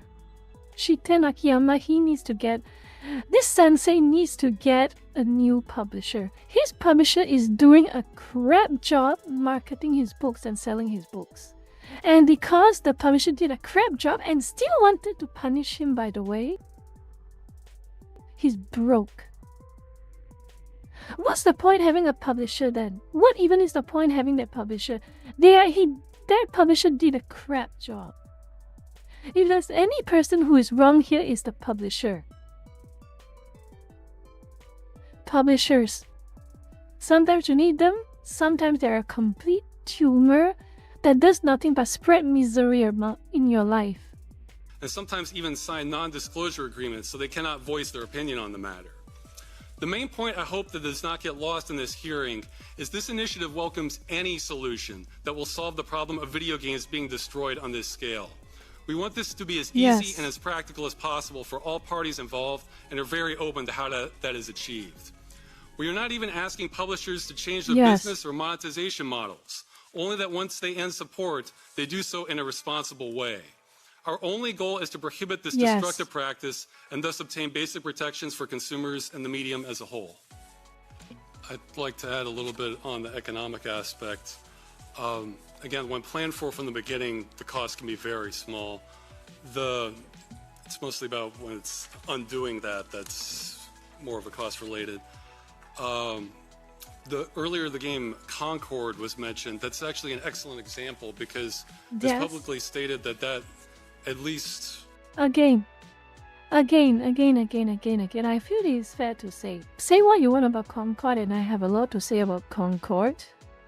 If there was anyone stupid enough to buy that game, at the very least, from an ethical standpoint, they have the right to play the game they bought, for as long as they want. I feel that's only fair.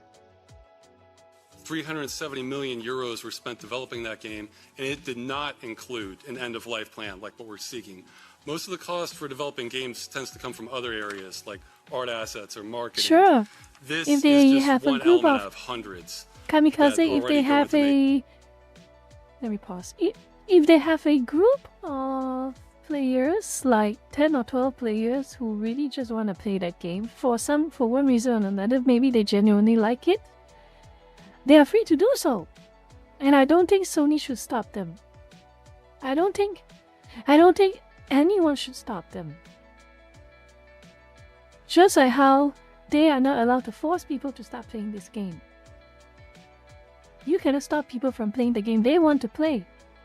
Again, fair is fair. I will say that word again. Fair is fair. The other thing is sometimes industry costs or estimates of how much this would cost can be faulty because they're expecting the game they're asking for to have every last feature it did while it was being supported. And many of those can be retired and don't even make sense for a game that's no longer being supported, like administration or anti-cheat measures or account management or things like that. So that can drastically, there could be hundreds, or known as microservices, associated with these that can be disabled and the customer still has the core game. So that should be taken into account when figuring out the potential cost.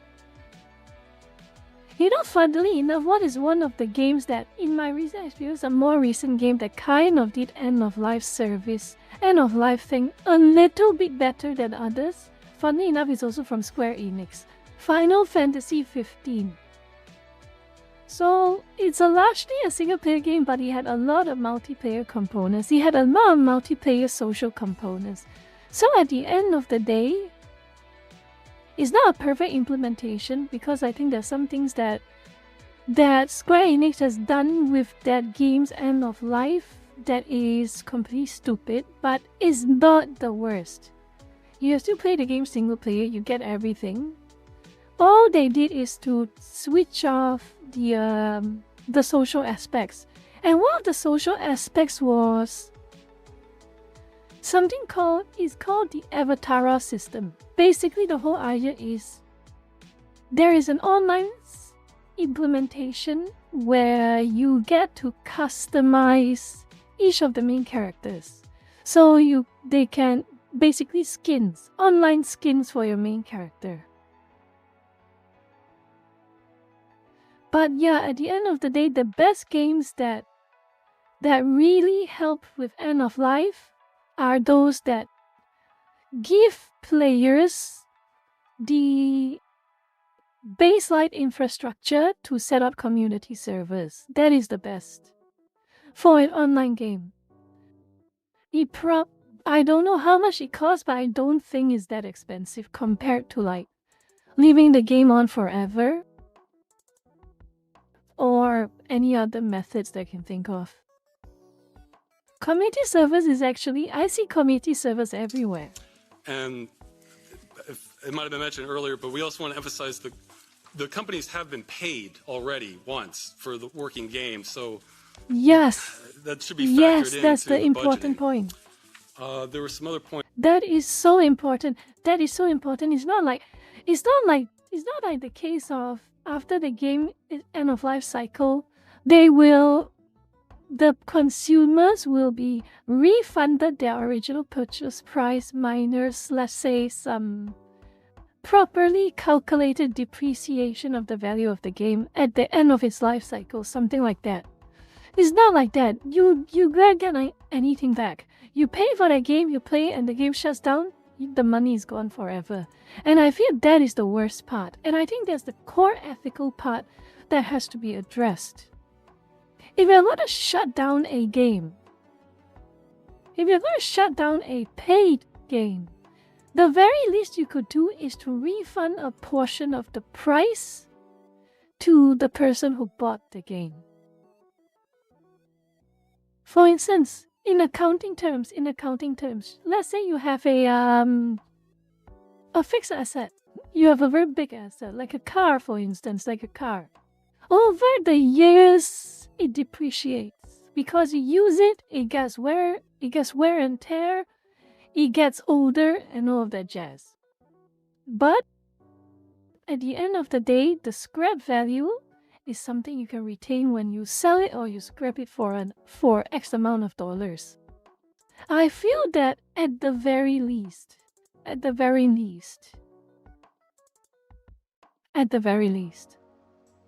but of course at the very least, and it can still be a lot better than the very least.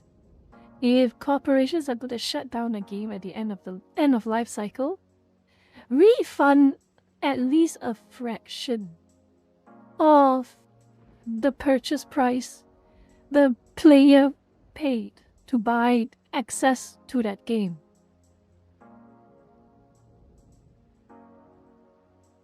I wonder if it will go to that direction or not, but we will have to see.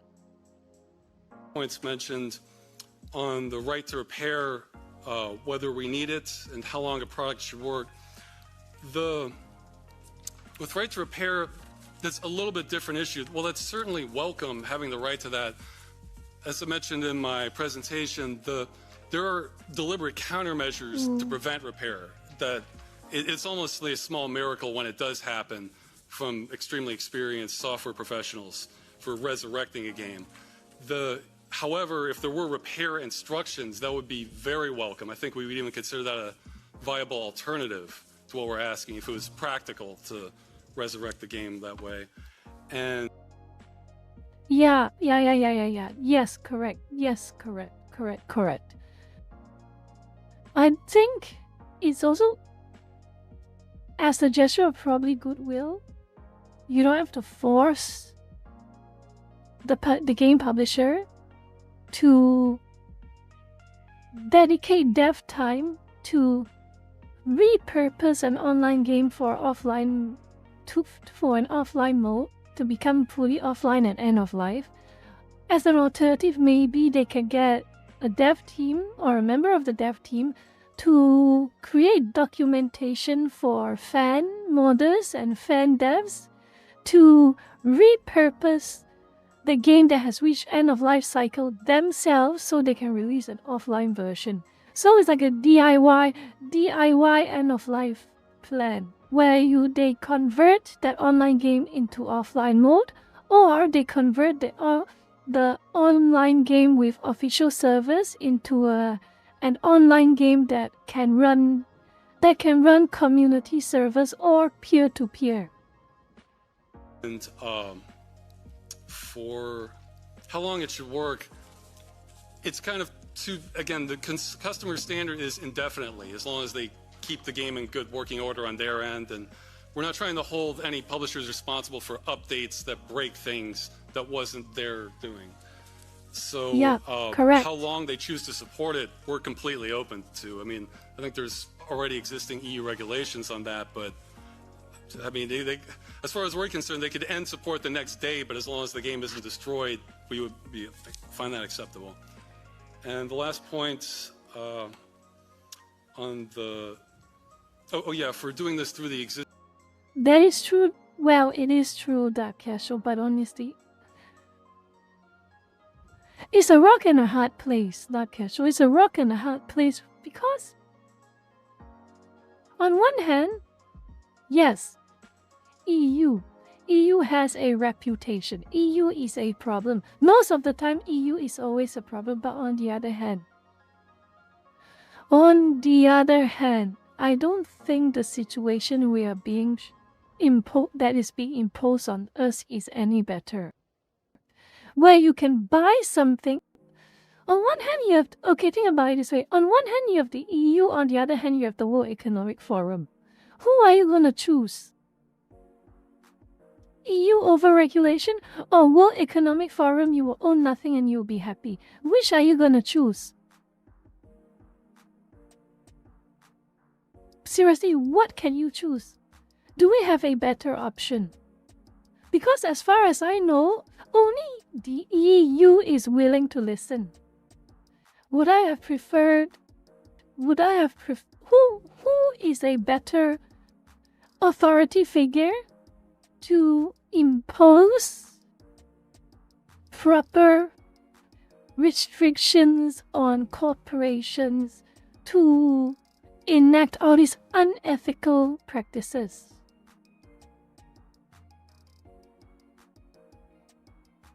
How are we going to resolve this? It's a serious question. How are we going to resolve this? I understand exactly the problem. EU is a big problem. I do not like the EU. EU is a big problem since day one. Every single thing that comes out of the EU other than the Stop Killing Games thing are complete jokes and a circus show. But what other options do we have? That's the big question. What other options?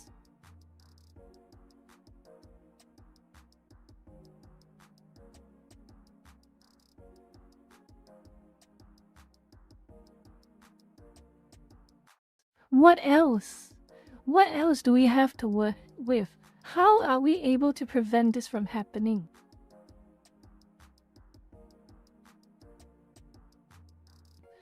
And that is a very difficult question to answer.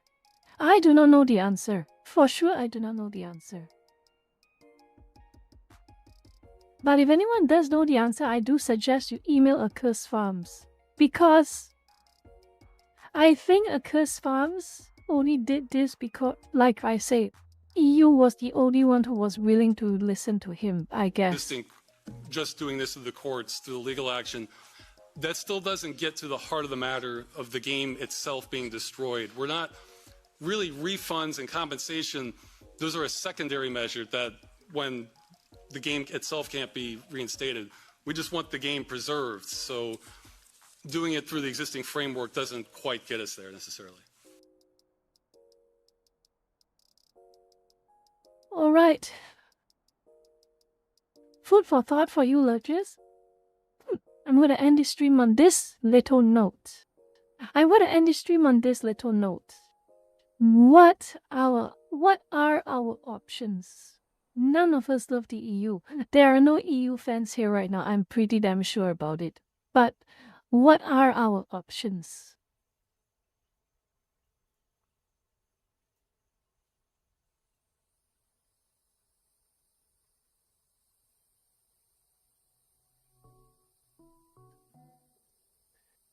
How are we going to fix this? Because this is a problem.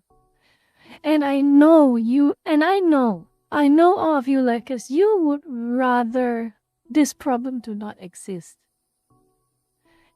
You do not want this problem to keep existing. I know. This is why I think we're going to end this stream by asking this very important question on the topic of game preservation or any form of preservation as well. How are we going to go about this? How are we going to compel corporations to at least, not just even like give the fan mods or the fan devs full resources to retrofit the game for offline play or peer-to-peer or community-made servers? Not just that, but to restrict the publishers from even going after the fans who manage to create the offline modes or the community server modes. How are we going to go about that? How are we going to force the corporation to not resort to this type of unethical, sleazy actions?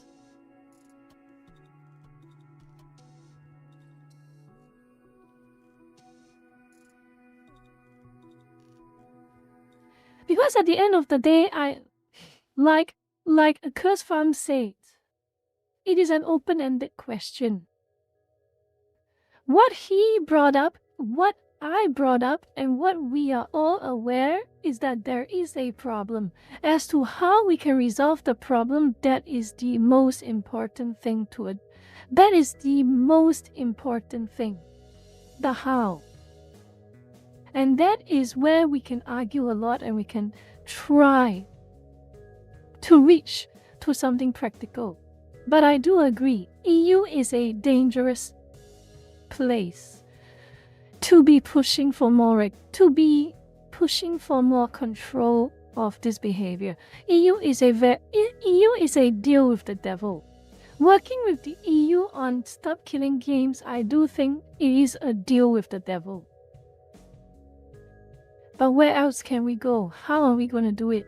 And yes, DZ, it's very easy to say vote with your wallet, but the problem is a lot of consumers. Consumers are individuals. You can tell 1, 2, 3 or your entire friend circle to not buy a game and to vote with their wallet and not support this game, but there will always be someone out there supporting the game.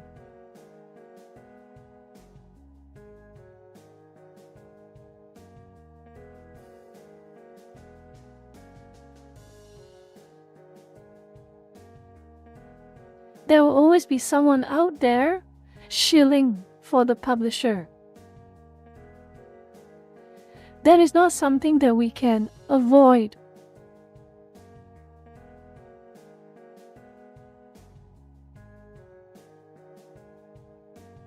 Yes, Josh, yes.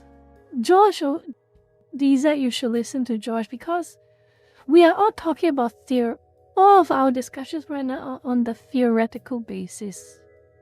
And theories, unfortunately, only truly work in an ideal environment. And ideal environments never exist.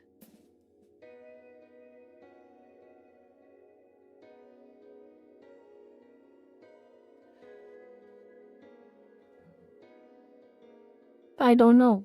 I'm also at a loss. Yeah, DZ, I'm also at a loss. Genius Serno, I'm also at a loss. I'm really quite at a loss with all of this.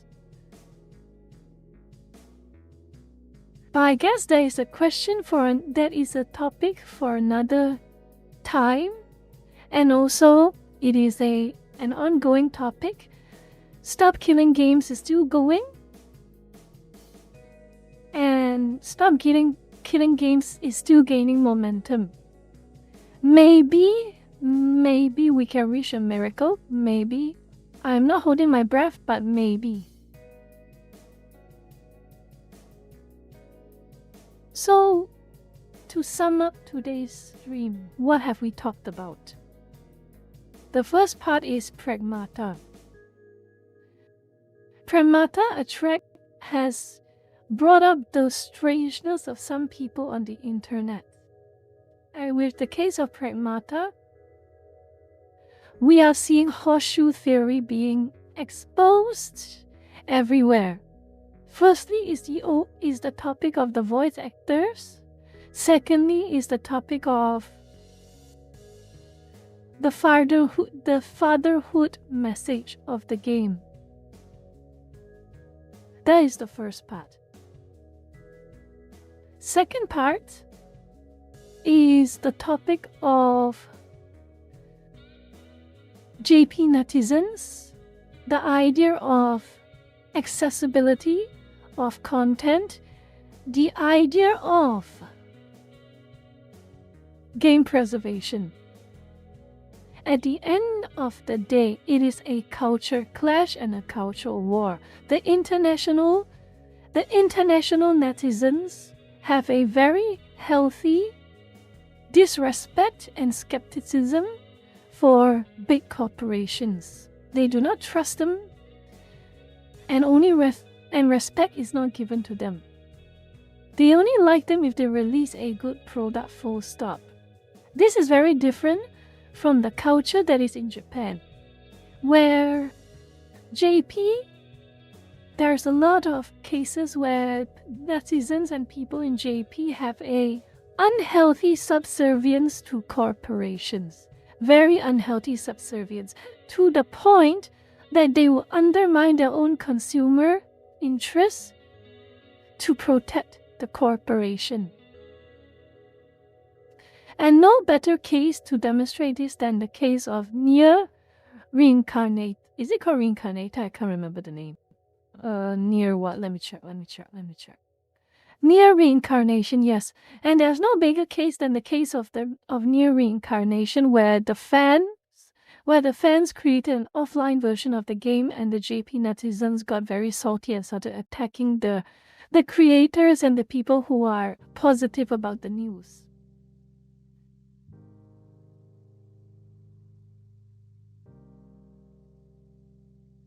Hello Trashmin, welcome. The stream is just about to end, but you made it just in time, okay? So that's the end of the stream. Is at the end of the stream. Long story short, on the topic of anime and manga,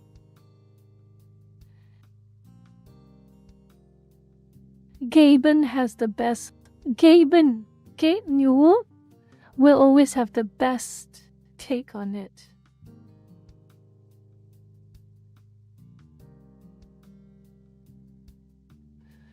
And on the topic of game preservation, we are at a loss. We don't know where to go. We do know that the current status quo is unacceptable, but we don't know where to go from here. And unfortunately, it will take a while before we can even find anything. Anything that we can work out with some level of peace of mind and reassurance.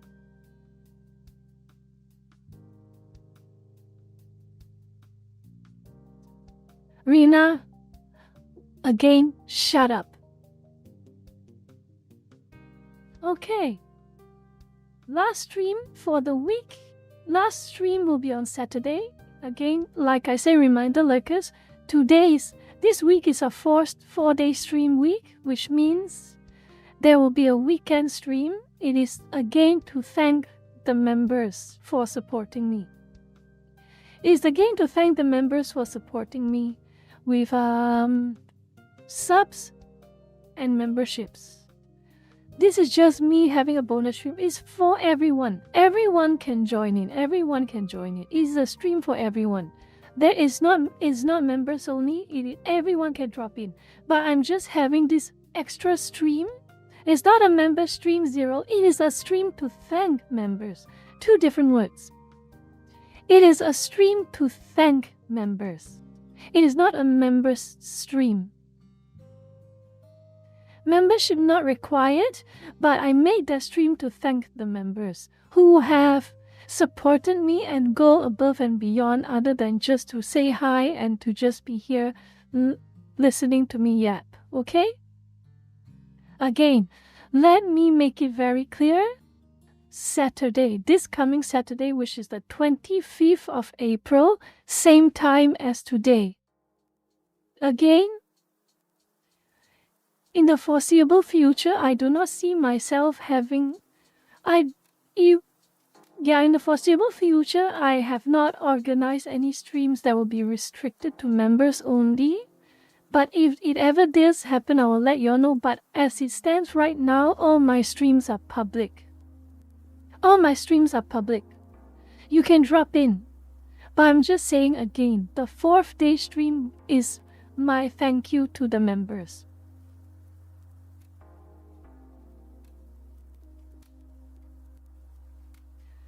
Alright, that concludes today's stream. I hope it has been a productive and useful stream, but also not too boring. I hope I didn't bore some of you lurkers as well as Okko's watchers to death with my stream. I hope I didn't bore any of you to death.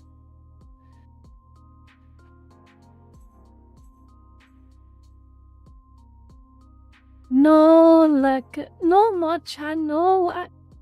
I don't know if you're trolling or not, but everyone can join the Saturday stream. I am just saying that I have this extra stream to thank the members.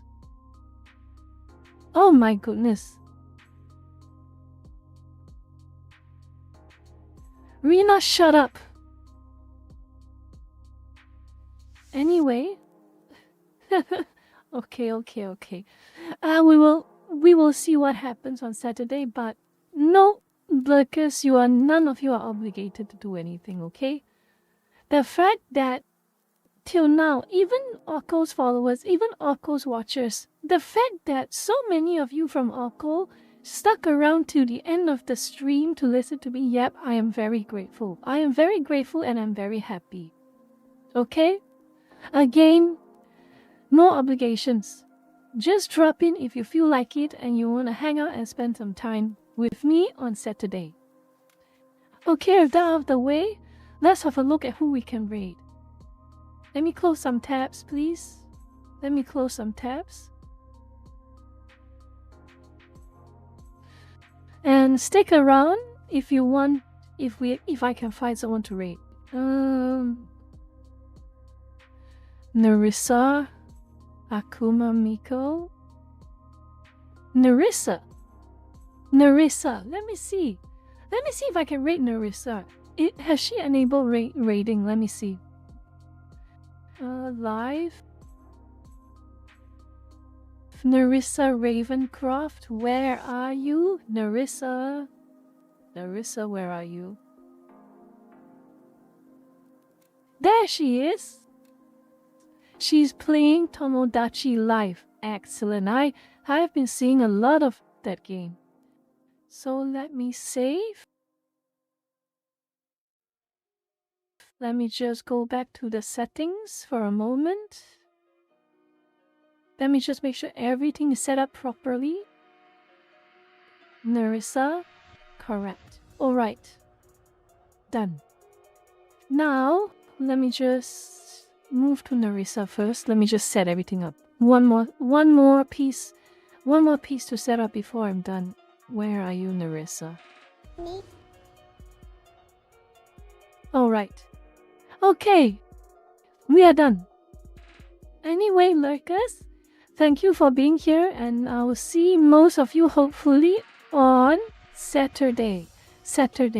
So it is Friday night for the Westerners, so hopefully you all can stay awake just a little bit. Just a little bit to join in and have a good time. And for the rest of you on Saturday daytime, I hope you all have a good weekend then. But anyway, low cortisol moment hopefully on Saturday. I'll see you all on Saturday. YouTube, by the way, YouTube lurkers, YouTube.